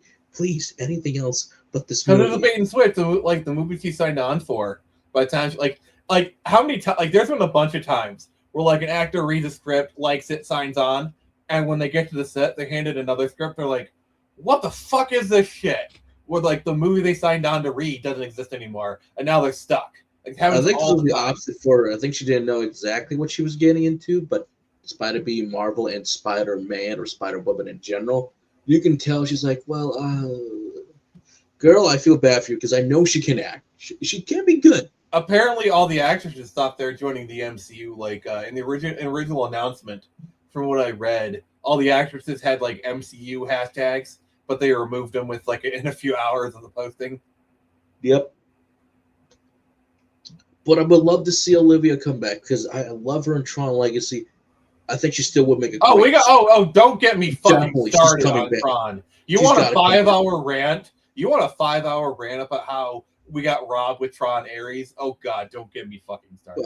I know, man. I was robbed too, man. I was like, especially knowing like we could I wish we could have gotten Tron Ascension so bad. Like just imagine Tron Ascension coming out like 2015, 2018. It's so good. So good. It could have been what could have been, man. What could have been. Like Cillian Murphy as the villain. Like there's so many holes in Tron Ares. God, I'm trying hard not to get this motor going. But like there's Cillian Murphy, who's Edward Dillinger Jr. Never gets mentioned in Tron Ares once. You think and by the way, he would probably be the brother of Gillian Anderson's character, I would imagine. The fact that he's not mentioned once, like a brother of this character who used to work for NCOM, is never mentioned once. There's so many things wrong with Ron Aries. So many things. And that there's oh god, sorry. I need to stop myself, please. Their topic is If you did watch the Golden Globes, obviously there's some big winners. The obvious being K-pop Demon Hunters winning their awards for Best Animation Feature Film. That was a no-brainer. But also, obviously, the biggest song of last year, Golden, winning. And interesting enough, this singer for the movie, because she's both the singer and the actress, she said she was almost out of the industry, actually. People said, your voice is not good, you're not good enough, until this showed up. Took a gamble, took a risk. Thank you. I will say this. K-pop Demon Hunters is not for me. I personally do not have much interest in it, but I am very happy that it exists, because I feel like our culture has kind of been stagnating the last 10, 15 years. So to have something new come along that like young people are interested in, God, I sound like an old man saying this, but like that like a new IP. It's fresh blood into our culture. And even if this is not for me, I am happy that it exists. I am overjoyed. Like it was at the Macy. And this is something new. Even if it's not for me, I'm happy people are enjoying it. It was at the Macy Day Parade. Huntrix performed Golden. They're doing concerts of everything. They, what we call, are in their golden hour. Wink, wink. But even for the song for Golden, she said that it's like something that's inspirational for both women and men. Don't be afraid. Can we like this is a girl's property. It is 100% a girl's property. Actually, she does say it actually for men as well. Stop pretending. It's a girl's property. It is a girl's property. It may be a girl property, but she's the one, the few. I'm not saying there's anything wrong with that, by the way. I'm not saying there's anything wrong with that. I mean, look at me. I love Sailor Moon. Sorry. But men love this too. No, I just had a very... Oh, you good? No, I just had a sneeze, and it's like, ugh. I can't play the clip for obvious reasons, but no, we're good. We're good. I'm actually finally glad someone boys like My Little Pony, too. That doesn't mean it's a boy's property. Well, no, I'm not saying the property itself. She's saying that the song is helping both men and women out there. Yeah, that's just corporate speak. That's just corporate, trying to be corporate speak, but it's like... There's nothing wrong with it being a girl's property. Whatever. Girls like it. Cool. I'm glad girls have something for their own. I'm glad girls have a property that they can call their own and they love. That's cool. That's awesome. Like, I don't know. Sorry, this is one of my autistic rants. Okay. So, again, moving on. So, congratulations. Yes. Actually, Bill Skarsgård's father actually came out. Actually, can I find that quickly? Actually, it should just be right down. Oh, I actually heard a fun fact recently. Do you want to know who has the most, like, what actor has the most minifigs? What's that? It's Bill Skarsgård. Because he it's like Andor, Thor, like he has like 5 different minifigs about him. He's the one who actually has the most minifigs. Okay, so I got it. It's his father. I don't know. You mentioned him. It was a nice little factoid I want to bring up. Okay, sweet. But I forgot it wasn't Bill. It was actually his father. Stefan. Yeah, it's him. Stefan has the most minifigs. Oh my god! Just stop. Yeah. My player does not want to play right now. So basically, because we have the ongoing war right now for the future of my movie theaters and all movie theaters across the world, says in a cinema where lights go down and eventually you share the pulse with other people, that's magic. Cinema should be seen in cinema. Yes, it is that simple. I mean, the solution is staring everyone right in the face and nobody wants to fucking admit it. Make good movies. Because, like, how many times in the last few years have we had good movies and, like, people will go out to the theaters for a good movie. We have seen that with, like, Barbenheimer, Deadpool, Dune. Make a good movie and people will go see it. But the problem is Nobody wants to admit that Hollywood is making absolute garbage, because then they have to admit they are the problem. So instead, they're just like, movies, magic, popcorn, save the movie theater. So they just make all these empty platitudes instead of doing the one fucking thing that would actually save movies. Make good films. I still remember even those shitty movies back in the early 2000s, early 2010s that, yeah, they're still making some money, despite me hating a lot of them. Or just to be fair, but at the same time, the thing that propped up shitty movies, like I'm sure you've seen the Matt Damon rant, where like the death of DVDs and the death of Blu-ray killed the middle market for movies. Because like back then, a lot of studios would be more comfortable taking risk on like lower to mid-budget movies because there's a good chance they can make the money back, at least on DVD sales. The example I like to pick is that he survived because of the VHS and DVD sales. If Good Will Hunting came out today, it would be a Netflix original movie. Yep. Would be. One of the greatest movies ever. One of the, like, without a doubt, like one of the top 50 greatest movies of all time. Good Will Hunting would have been a Netflix exclusive movie that would have come out and would have been forgotten in a week. I mean, just like we said about K-pop, it's the culture phenomenon right now because it was on Netflix, but it did find the right audience. But just imagine if this did hit the theaters, would it have Apparently the same? They were going to do a movie theater. Like at one time, it was planned, but yeah, I guarantee you, if K-pop had come out in theaters, it probably would have been $1 billion rake. But I'm also going to say this too right now, because of the K-pop trend, the craze it is nowadays. That did boost doing well. But if he did this decades ago, it would have failed. I can guarantee it would have failed. People would have been like, "What is this? What is K-pop? What? Oh, you want to know what a way to make $1 billion at box office? You do a male version of Demon Hunters, but it stars BTS. Just do like BTS Demon Hunters, or just a male version, and it stars BTS. That'll make $5 billion in the box office. Like $5 billion. Like no, because like the BTS fans are like insane, and they would go see that would get butts in seats. That would get, do a male version of Demon Hunters, like literally the same script, just with BTS and it's dudes. You would make a fuck ton of money. Am I wrong? You would make yes. It'd be a fuck ton of money. Like, get in there. That would put butts in seats. We're not just trying to make a lot of money. We're trying to make a fuck ton of money. Yes. Sorry. Hollywood, do you hate money? Do you hate money? Well, apparently they do, and apparently they love spending money and wasting a lot of time. I was waiting for this. I think we'll keep this short because, in general, here's why I think what's going to happen.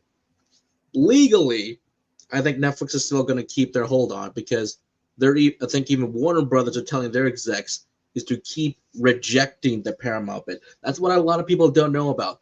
There's articles out there, they're still out there saying that, yeah, they're telling their execs to reject Paramount constantly. I know they did it 8 times in a row, but it's like, some people are saying you should just leave already and make your films, but legally speaking, there's still ways for them to stop it.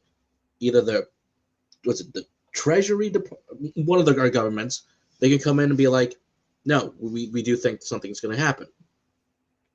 But I think Netflix is still holding out, so Netflix still might win this. So if they win, don't say we didn't warn you. Say goodbye to some of your movie theaters, or if not all. They'll still do movie theaters for like the first few years. As much I mean, it's what the guy said at first, that they're not going to do theaters, but then when everyone complained, like, oh yeah, we'll still do it. But it's Netflix. Theaters are literally it's literally their competition. If there was no movie theaters, they have a financial incentive to kill movie theaters. Their whole entire business model is wrapped around people not going to the theaters. Like them putting their stuff out in theaters is literally antithetical to their entire business model. But some of the stuff, like I would like to also make a kind of the thing that Netflix, when they do try, some people just don't show up, or if it is good, like they'll go like, all right, this is good, but then it goes straight back to Netflix. If it's a good movie, people will go see it. A good movie, like I said with K-pop, for the first time, again, last time we'll talk about K-pop, that movie actually made Netflix some money. Yeah, but it's low money, only like $25K for those couple weeks. But if they kept it in longer with that sing-along edition, it would have made more money. If it actually had a theatrical release with a full court marketing press, it would have easily made at least $700-800 million, if not $1 billion. Like I could see it making 1.2-1.5 billion. Actually, it hit the right time where a lot of people kept saying, "You guys should go watch." It's not. But if it actually hit theaters at the same time, like the whole phenomenon would have happened regardless, in my opinion. It would have. And if it had a marketing campaign released in theaters, I think it could have cleared 1.5 billion. I think it would have made $1 billion instantly within the first month, and then just. I mean, how long did it take Minecraft to hit $1 billion? Like 3 weeks, maybe. Wait, I don't think they hit $1 billion. I think they hit like 500. No, I think it was like 900 something. Like they got close. Okay, let me look it up. Let me look it up. I got it.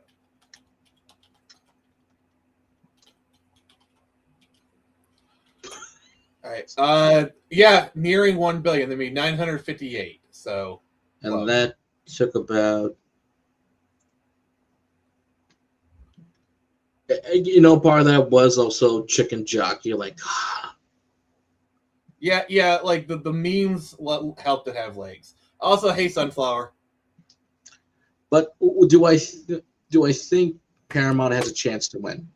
They're trying to do the lawsuit as well, get more people involved, but this to me just feels like it's a losing battle for them. I mean, the only way they could win, let Netflix get it. The only way they can counteract with better movies.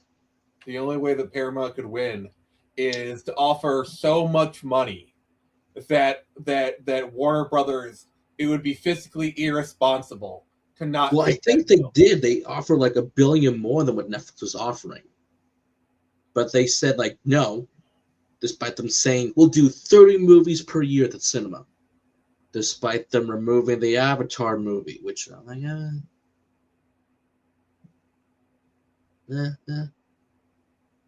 So that's sort of like one contradiction they contradict themselves with. But see, the thing is, Warner Brothers is a very bubble thing. It's like Warner Brothers is second only to Disney when it comes to the breadth of IPs. So like anybody who buys Warner Brothers instantly has a plethora of top. Like there are more there are more iconic dead IPs under Warner Brothers than most other companies have in total.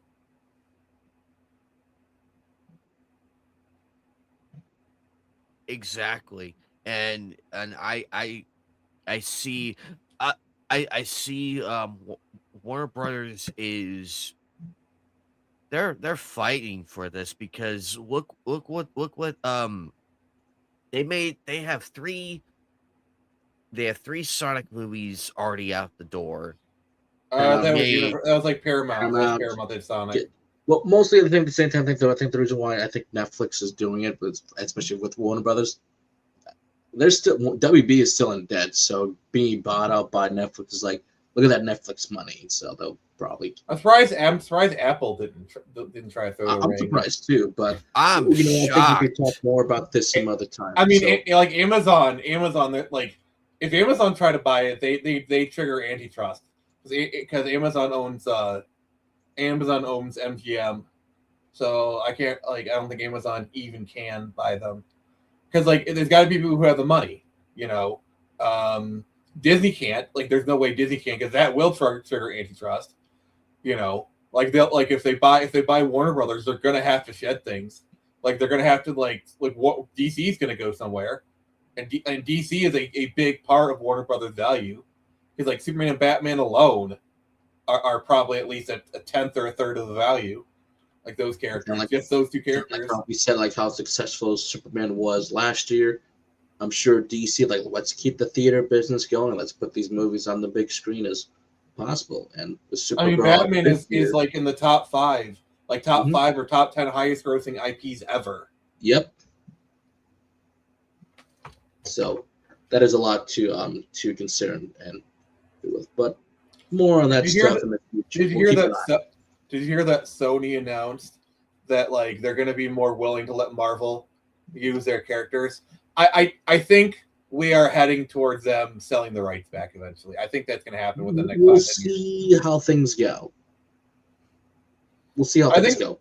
I think Brand New Day, if it comes out the way it's reported, I think Brand New Day might actually be pretty good. Yeah, I'm gonna skip Doomsday and just go to Bright New. I'm gonna skip Doomsday, like my friend when we saw Avatar: Fire and Ash, we saw the X-Men version of the trailer. It's like, of course, blowing up the mansion. There's Charles. There's Magneto. I like these characters. I like the Fox X-Men characters. And they're still perfect. Apparently, Toby's in it. Like, yes, I would like to see seeing Toby. But apparently everybody's in it, and they're all going to get saved by Screecher in the end. Sorry, I told you that in confidence. I told you not to repeat that. Now Kevin Feige is literally going to hunt me down and kill me. He can't. I shot him. The Disney ninjas are going to hit on me any moment, dude. They don't care because they got Robert back, so that's why I can say it. And they literally told me it's the only reason why Doomsday will make money. They brought back Robert, begged him to come back. They literally had to kiss his Iron Man helmet. I mean, apparently he's getting $100 million. Feige literally had to strip down naked in front of him, saying, "Come back, man." I'm not upset with Robert Downey Jr. Like, if I got offered $100 million to just stand around in a green cape for 5 hours, I'd do it too. Like, I would have made a better Doom. I look like the guy. Come on, Robert doesn't. Apparently, it's like Doom and Reed will not have a rivalry in. Then who is this guy? It's just Tony Doom.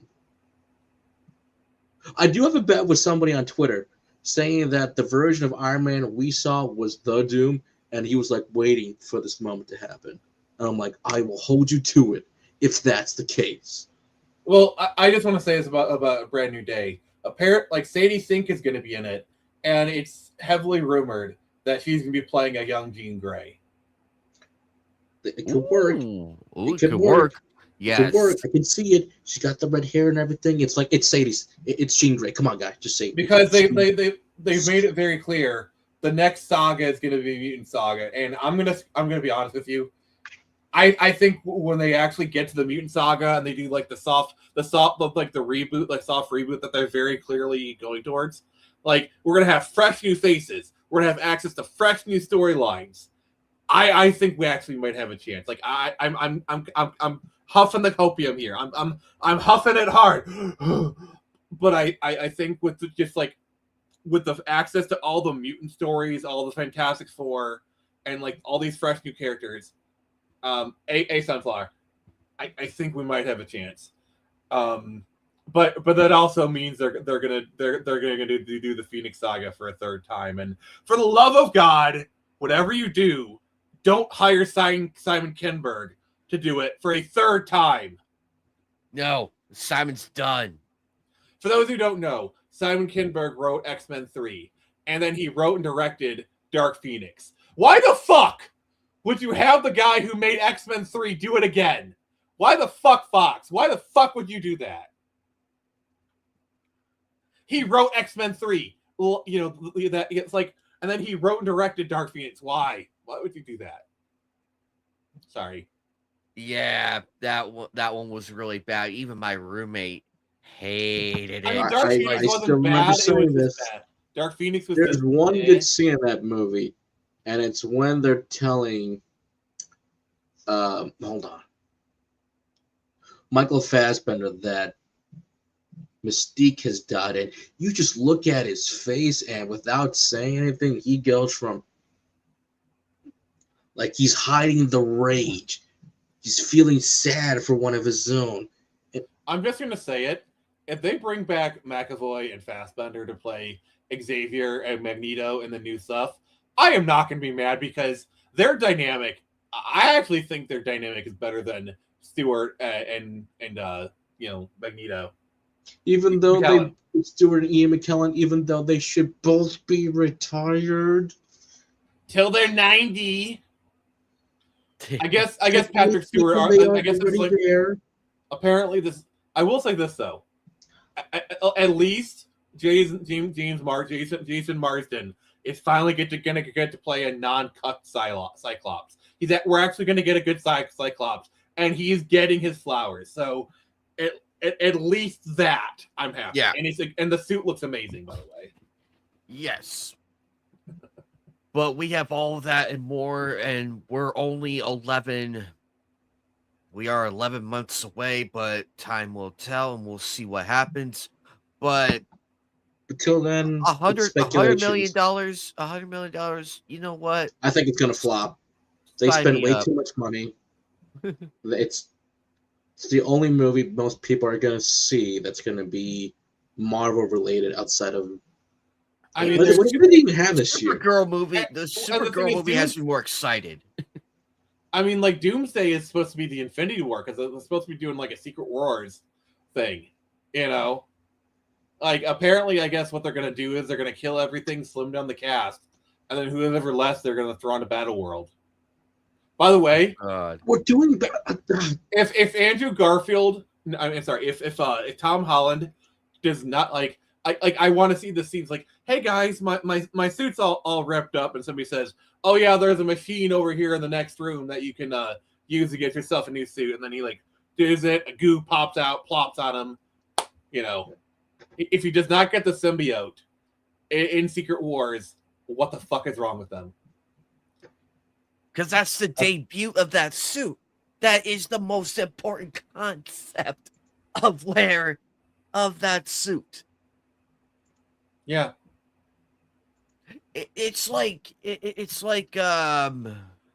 oh god, what's a good comparison? If they don't do that, then it's like, well, where's Joe Chill in Crime Alley? Batman's not Batman. Oh, you could just have the joke. You could just have the Joker kill Batman's parents. Yeah, that is that is a deep cut. That is a deep cut. That's a deep cut because when you think about if they did that, both the Joker and Batman were created on the same night. But we'll do a few more news. But by the way, I'm referencing Batman '89 for those who don't know that. Yep. But apparently, for the Oscars, for the short, before we get to the big list of animation feature films, there are actually a grand total of 7 anime movies that are being considered. They include the following: Demon Slayer, the Infinity Castle, the movie, Chainsaw Man, the Rizai Arc, 100 Meters, I believe that's Scarlet or another film, the Hatsukun Miku movie, a Miku that couldn't sing, Dragonheart, and Chao are all considered to be eligible for the animation feature category. And I do have to say, that's probably the most I've seen any given year. Again, this is just the eligible stuff, but definitely the ones I'm going to say the safest bet of probably making it probably would be the Demon Slayer movie. Okay, that was massive in Chainsaw Man, so we'll see who kind of gets to be eligible. And hey, man, the more anime movies that get nominated, the better, because get there. In Japan, please nominate one of these for Best International Film, because you could still win either category. So, yeah, congratulations to these nominees. Good luck. Now, Anime Night, we and I do want to talk about this. Possibly, it's not impossible, but we could get Black Lagoon back as an anime. Yes, there's enough content for 2 arcs to cover for the next season if they ever do this, but you got to remember to still buy the merchandise, buy the manga, and just plain out support it. That's what they all ask you to do. And I would love to see. I've been seeing it up. I've been seeing an uptick of Revy posts, Black Lagoon posts. I've been seeing an uptick lately, and I'm like, because my timeline was like filled with that. I'm like, yes, please, we need a third season, because I want to see what Dutch is doing. I want to see what Benny is doing with his girlfriend and everything. Benny got his girlfriend, and I'm happy. I was happy. Oh my god, I am so far behind. I know, I love my girl Roberta because I love Roberta. I would love to see her come back and Chinglish. I would like to see her come back. Oh, you want me to split your acid for? You're not very Lagoon nice. is You're such a one classic bitch. manga and anime that it is on everybody's watch list to read list that you guys have to see this. I mean, very Quentin Tarantino-esque. The action's very good. The writing's pretty good. The dub is actually better than the Japanese. And like one of the few times I'll say the dub is better. Kill me. By the way, Sunflower, the answer to your question is yes. Yes. Joker's gonna kill me. I actually almost considered this one to be added to the watch party poll list, but for whatever reason, I forgot to add it on there. Next time. Yes, but maybe maybe Nick will join us for the next one, which we'll get to very shortly. So I would love to see Black Lagoon come back. I love seeing Revy cosplays when I see that. One of my first photos ever. Oh, I make sure every time I see a Revy cosplayer, I always make sure to compliment. I'm almost thinking about dressing up regardless of how it looks. Maybe I should do that. I should go dress up as Roberta. And then after Roberta, I'll do Screecher. We got a crotch. Get this. Your gender bent Screecher. Oh, get this. I have a Irish cosplay, so yes. We have a gender bent Joker before we got GTA 6. I have the proof I could show it, but I'll show it a different time. But jokes aside, though, I'm excited for this. Please, we need a season 3. We need a season 3 because it's long overdue, way long overdue. The creator is getting more healthy. He's being more stable and like writing again. So there's that. There's another creator I would like to talk about later, but I'll save that for like next week. But we'll do 2 more things. I got 2 more things for you. Again, the live action Amazon series is still going for Tomb Raider. Bill Partisan has been cast as Winston. So just lock him in the freezer. Everybody will be happy. I guarantee you they're gonna make that joke. They're like I think there's gonna be like one scene where like, holy crap, I locked you in the freezer. I'm so sorry. It happens. They're gonna make that joke. That is. He does look like Winston. I'm like, yeah, I can see him. I've seen his work, so I'm like, I like the actor. I'm like, I just want like a scene where like you're talking and all of a sudden you hear like the crinkling of the tray and you look back and Winston's just there and he's like, Winston, where did you come from? That guy was like an eldritch abomination just following you around. And he'd be like, I've been here the entire time, Miss Croft. Now, tea. It's time for tea.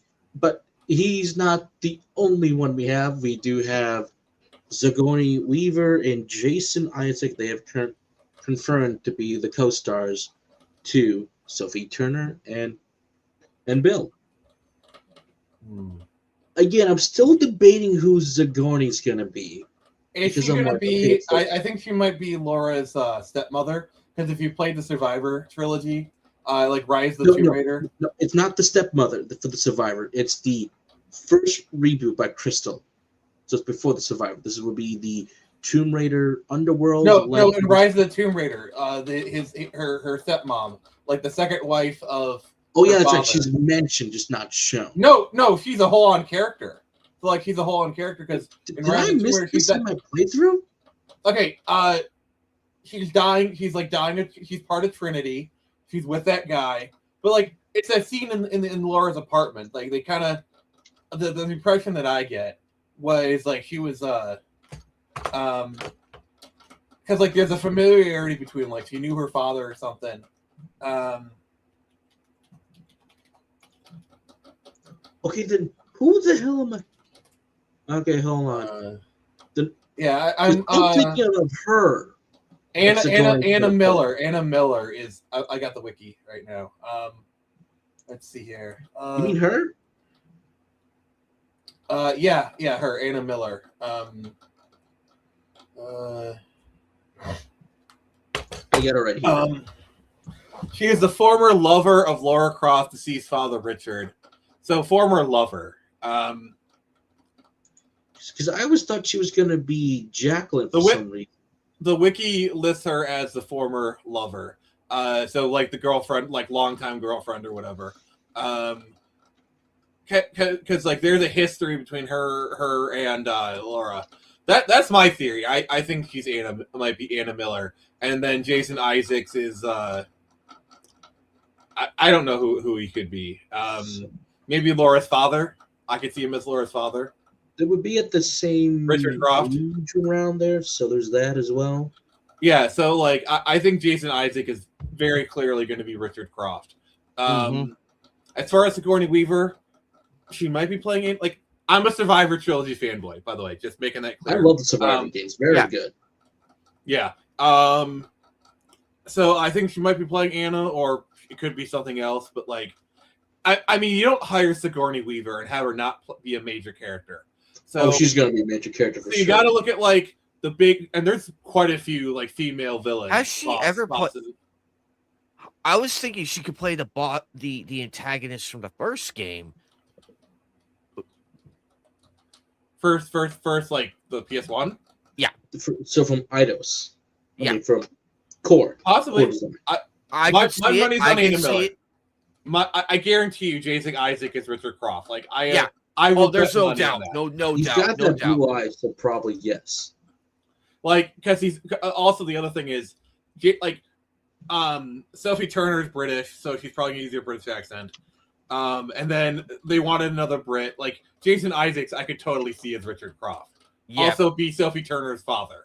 So that works. And Sigourney Weaver looks kind of similar in age to Jason Isaacs. So I think maybe about 40% chance it might be Anna Miller or a different type, like not Anna Miller, but like former a second wife, lover, that kind of thing. Like Anna Miller, but not Anna Miller, if you know what I mean. But here's the question though. Will Trinity be the villains? Because like Trinity is like the Survivor era. I'm pretty sure Trinity is the Survivor, like that's only a Survivor era thing, right? So that's what about the Legends? Isn't there like a woman villain in the Legend series? There's a woman in the Legends. Okay, that's who I kept pointing to over here. That will be the Jacqueline one. The one that kind of goes like, because they do the Thor and everything. At the end of the Legend, she was in all three of them. Shooting at her, saying, "Where is my mother?" And then it's like Avalon. She's in Avalon. Before you get to So it could be her, it could be Anna Miller, it could be somebody, but or she could just be an original character that's like an amalgamation of things. Tomb Raider has done a lot of original characters over the years. Jason Isaac is 100% Richard Croft, 100%. I just hope Sophie Turner ready to play the next generation of Lara Croft because I can see her as a Croft.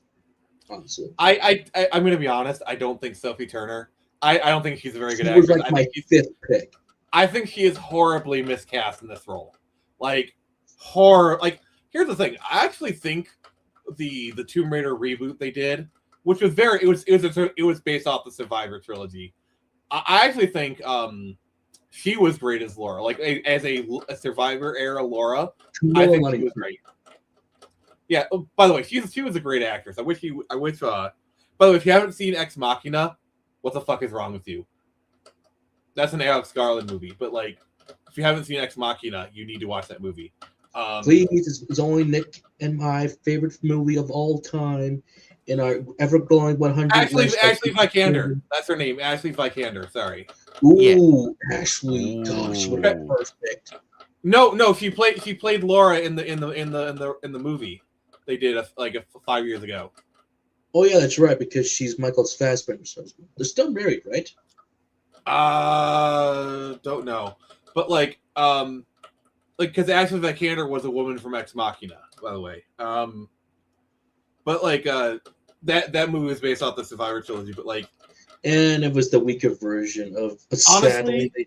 Honestly, like. Haley Atwell would have been perfect, like for Laura, like 10 years ago. She's kind of a bit old for Laura now, sadly. She could do the cosplay model for Laura because we always had those over the years. I don't think Sophie. Like Sophie, I don't think she's a very good actress. I think she's horribly miscast in this movie. Like honestly, if they had announced Maisie Turner as Laura, because like I actually think Maisie Turner was a lot, but like that was that was the younger one. Arya. She played Arya in Game of Thrones. Oh yeah, Arya. I think Maisie Turner was because like she did that Doctor Who episode. I thought she was really good in. I think Maisie Turner is a lot better actress. I think Maisie Turner would have been a better pick if we're gonna do like Game of Thrones women. Shorter. The one I can remember. She's definitely shorter, but she probably could do it. I don't know. Like I don't know. who else would like? I think Sophie Turner is a bad pick. I'm gonna be honest. She has every right to prove me wrong, just like the guy playing M. Bison this year for the Mortal Kombat movie. You both have the right to prove it's wrong. But like I think Angelina Jolie was the perfect actress for that era. Even my boss knows Angelina Jolie is Laura. She's for like, the PS1 era, Laura Croft, and like that era, like she was like in like that time period. You could not have cast a better actress. Yes, I agree. I still think that like that first Tomb Raider movie. Oh my god, I will defend that movie. Cradle of Life is it's okay. It's okay. Like the sequel they did, I think it's okay. But that first movie is like also casting your father as Richard Croft was so inspired. Nice. But yeah, like, and I even think like the Tomb Raider reboot they did perfectly captured the legends, like the Survivor era. I think it captured it really well. But yeah, I don't know. The thing was, we're kind of in a transition period. So we got these new Tomb Raider games coming out. So like the new era of Tomb Raider hasn't really started yet. So like the Survivor era is over. But like, the new era hasn't started yet. But it's coming. So like we're in this weird kind of thing. Yeah, because you got the remake, the full blown by the way, it's the second remake of the first game we've had. I find that kind of funny. I know, but and then we get a brand new game coming out as well, and I was like, oh. Also, we have sexy Laura back. Like yes, like I always tell people this: just because a character is sexy doesn't mean nothing if your story isn't good. But I'm sorry, Laura had some really good stories that we could follow. Yes, Laura has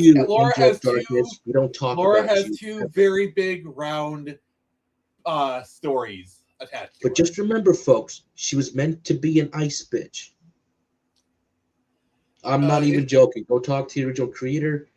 I mean, just go play the original trilogy, original whatever. But like the thing that sold me on the remake is when she grabbed onto the ledge and then she did her handstand flip over thing, and it just looked so good. Oh no, it looks so good. Oh, I'm so excited for that remake. She's in the iconic outfit that we all know and love. We're in Atlantis. But here's my one thing. For the second remake, are they gonna give me the remake 1 design level, or are they gonna get the original fleshy level from the PS1? Oh, you know the one I'm talking about? The one they kind of butchered in the remake where it's like, okay, it's fine, but I want the But imagine that level in modern graphics. Holy shit. Please don't cop out. Give me the flesh back. If not, also, I'm gonna install some mods. I'm like, here's what they need to do if they do a Tomb Raider 2 remake. They just need to do a demo. Like just release a demo that is just the mansion. Like let people play around in the mansion. And there has to be an achievement to where if you lock the butler in the freezer, you get an achievement. Yes. And the achievement has to say, "Damn, Laura, that's cold." I would love that. For our final subject tonight, take it away, Nick. Yes. All right. I am Nick Phoenix from the Phoenix Press, and I'm doing my announcer voice for a very special reason. I have my debut novel, Lost Kingdom, is now out on Barnes & Noble, Amazon.com, and many other places where good literature is sold.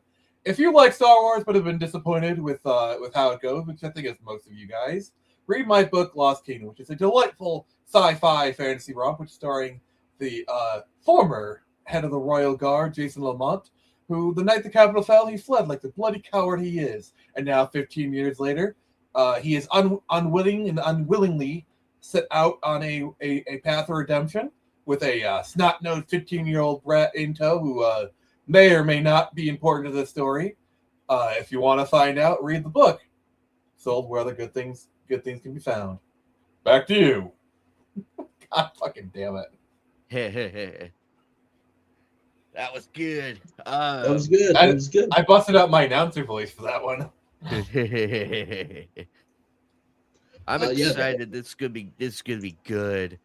That was good. You heard it here from the wonderful artist. I mean, writer, talented. And I am working on my next novel, which is it's a spy thriller. It's like a James Bond parody called Quartermain, A Most Pressing Affair. That's coming out in 2027. If we're still alive, that is. But Yeah. We will be. We'll be alive. We'll be alive. The world remains standing as she always was. People just change. Times change. I mean, Joker being alive, I'm not sure. But like me and Anime Night, yeah, we're good. But that's it. Again, we love to support people. It's always great to see what Nick is coming out. Again, even if you don't have the cash, always spread the word. A retweet, post, tell your buddies who like stuff like this. All that helps. Books, every little bit helps. But that is it for our panel tonight. Woo. Yeah, so we had a fantastic show tonight. Nick Phoenix, thank you again for coming on by. Always happy to. I will see you this Friday, for the Sega Saturn retrospective. I think that's the next one, right? It was Sega Saturn. Okay, yep, I want to make sure I got all the ducks in a row of what we discussed. I want to make sure I got them all in a row. Yeah, we're doing a console retrospective on the Sega consoles. We did Genesis last week, Saturn this week, and next week we are doing the Dreamcast, which is I'm really excited for. And in addition to Anime Night and Jason being there, I also roped in my friend Falco. Which Joker, you remember hearing about that GTA 3 port to the Dreamcast? Vaguely. He's on the team that helped develop it. Oh wow! Ooh. Yeah. I actually, the funny thing about me, and this is deep lore. In another life, I was actually involved in the Dreamcast homebrew scene. So I got some connections there. For me and Anime Night, we'll be back tomorrow night with wrapping up Dot Hack Sign. So hooray, huzzah for us. And then, well, we can tell Phoenix this because he may or may not join this the next one that we're gonna do before I go on my big trip. The polls, the people voted. And the winner is the next watch party. X-Men Evolution. Yeah. Yes, you can watch Goth Rogue every Thursday. My power's your power, and I can take more than one. Like, I'm about to be really ugly and really gross and really fat. Oh, like I'm at I just like a scenario where it's like okay, I dress as Rogue. I'm sorry, hun. I think I got the wrong Rogue outfit. And he shows up as Goth Rogue, and I'm like, oh no. But I do kick myself just a little bit at my con last year, because even I come on the Facebook group, there was a female cosplayer that said, "I'm gonna do Goth Rogue," and I was looking for her. I know, I was looking. I'm a little upset, but I'm pretty sure she had a good time. I know. One thing I would love to do if I ever meet either like a Rogue cosplayer or just a Goth Rogue is I'd like to take a picture where like she has like her hand kind of like on my cheek and I'm acting like But I did find a rogue in the gambit, so that's what I was happy for. I feel like that's kind of a reasonable thing to ask. Like, all right, can you put your fingers on my cheek and all, kind of thing or whatever. Like, I would probably just ask her, like, hey, do you want to drain my powers? Like, we'll do a quick photo, and then you can. Dude, phrasing. Drain my powers. Drain it. Tap it. Dude, sorry. You gotta realize my mind is perpetually in the gutter. Okay. Reminder, Phoenix, what is your internet history like? You don't want to know. Well, I wish I had a horny jail card right now. Yes, Anime Night. You are showing peak. We get that. You're showing peak. If they were to do if they were to do we don't want to know what Anime Night's girlfriend did for him on his birthday. The joys of being a single bachelor. Woo-hoo. Or am I? Anyway, I mean, for all we know, Anime Night could have a red-headed goth baddie right outside his door right now, dressed as goth rogue, ready to drain his powers dry, if you know what I mean. Oh, hello, honey. We were just talking about that. Okay, that would actually be fucking hilarious if she actually came in that moment. That would be perfect. Oh, that would probably be the most watched short of the whole thing. The most watched moment. That right there. Well, next to you and Joker ranting at each other, which by the way is still gonna get clipped. Oh yeah, I forgot. I finally put her together. So, yay! But this is probably the last figure I'm ever gonna buy for a very, very long time. One of us. Sorry. But they're expensive as hell. Sorry, Han. The leather gloves stay on during sex. But for my trip, I can tell you both right now. I bought 2 brand new 3DS games. I got Tales of Abyss now, and what was the? Hold on, it's right here. The other one's right here. Do you have Fantasy Life for the 3DS? Okay, and I got myself Fantasy Life. Oh, good thing I have.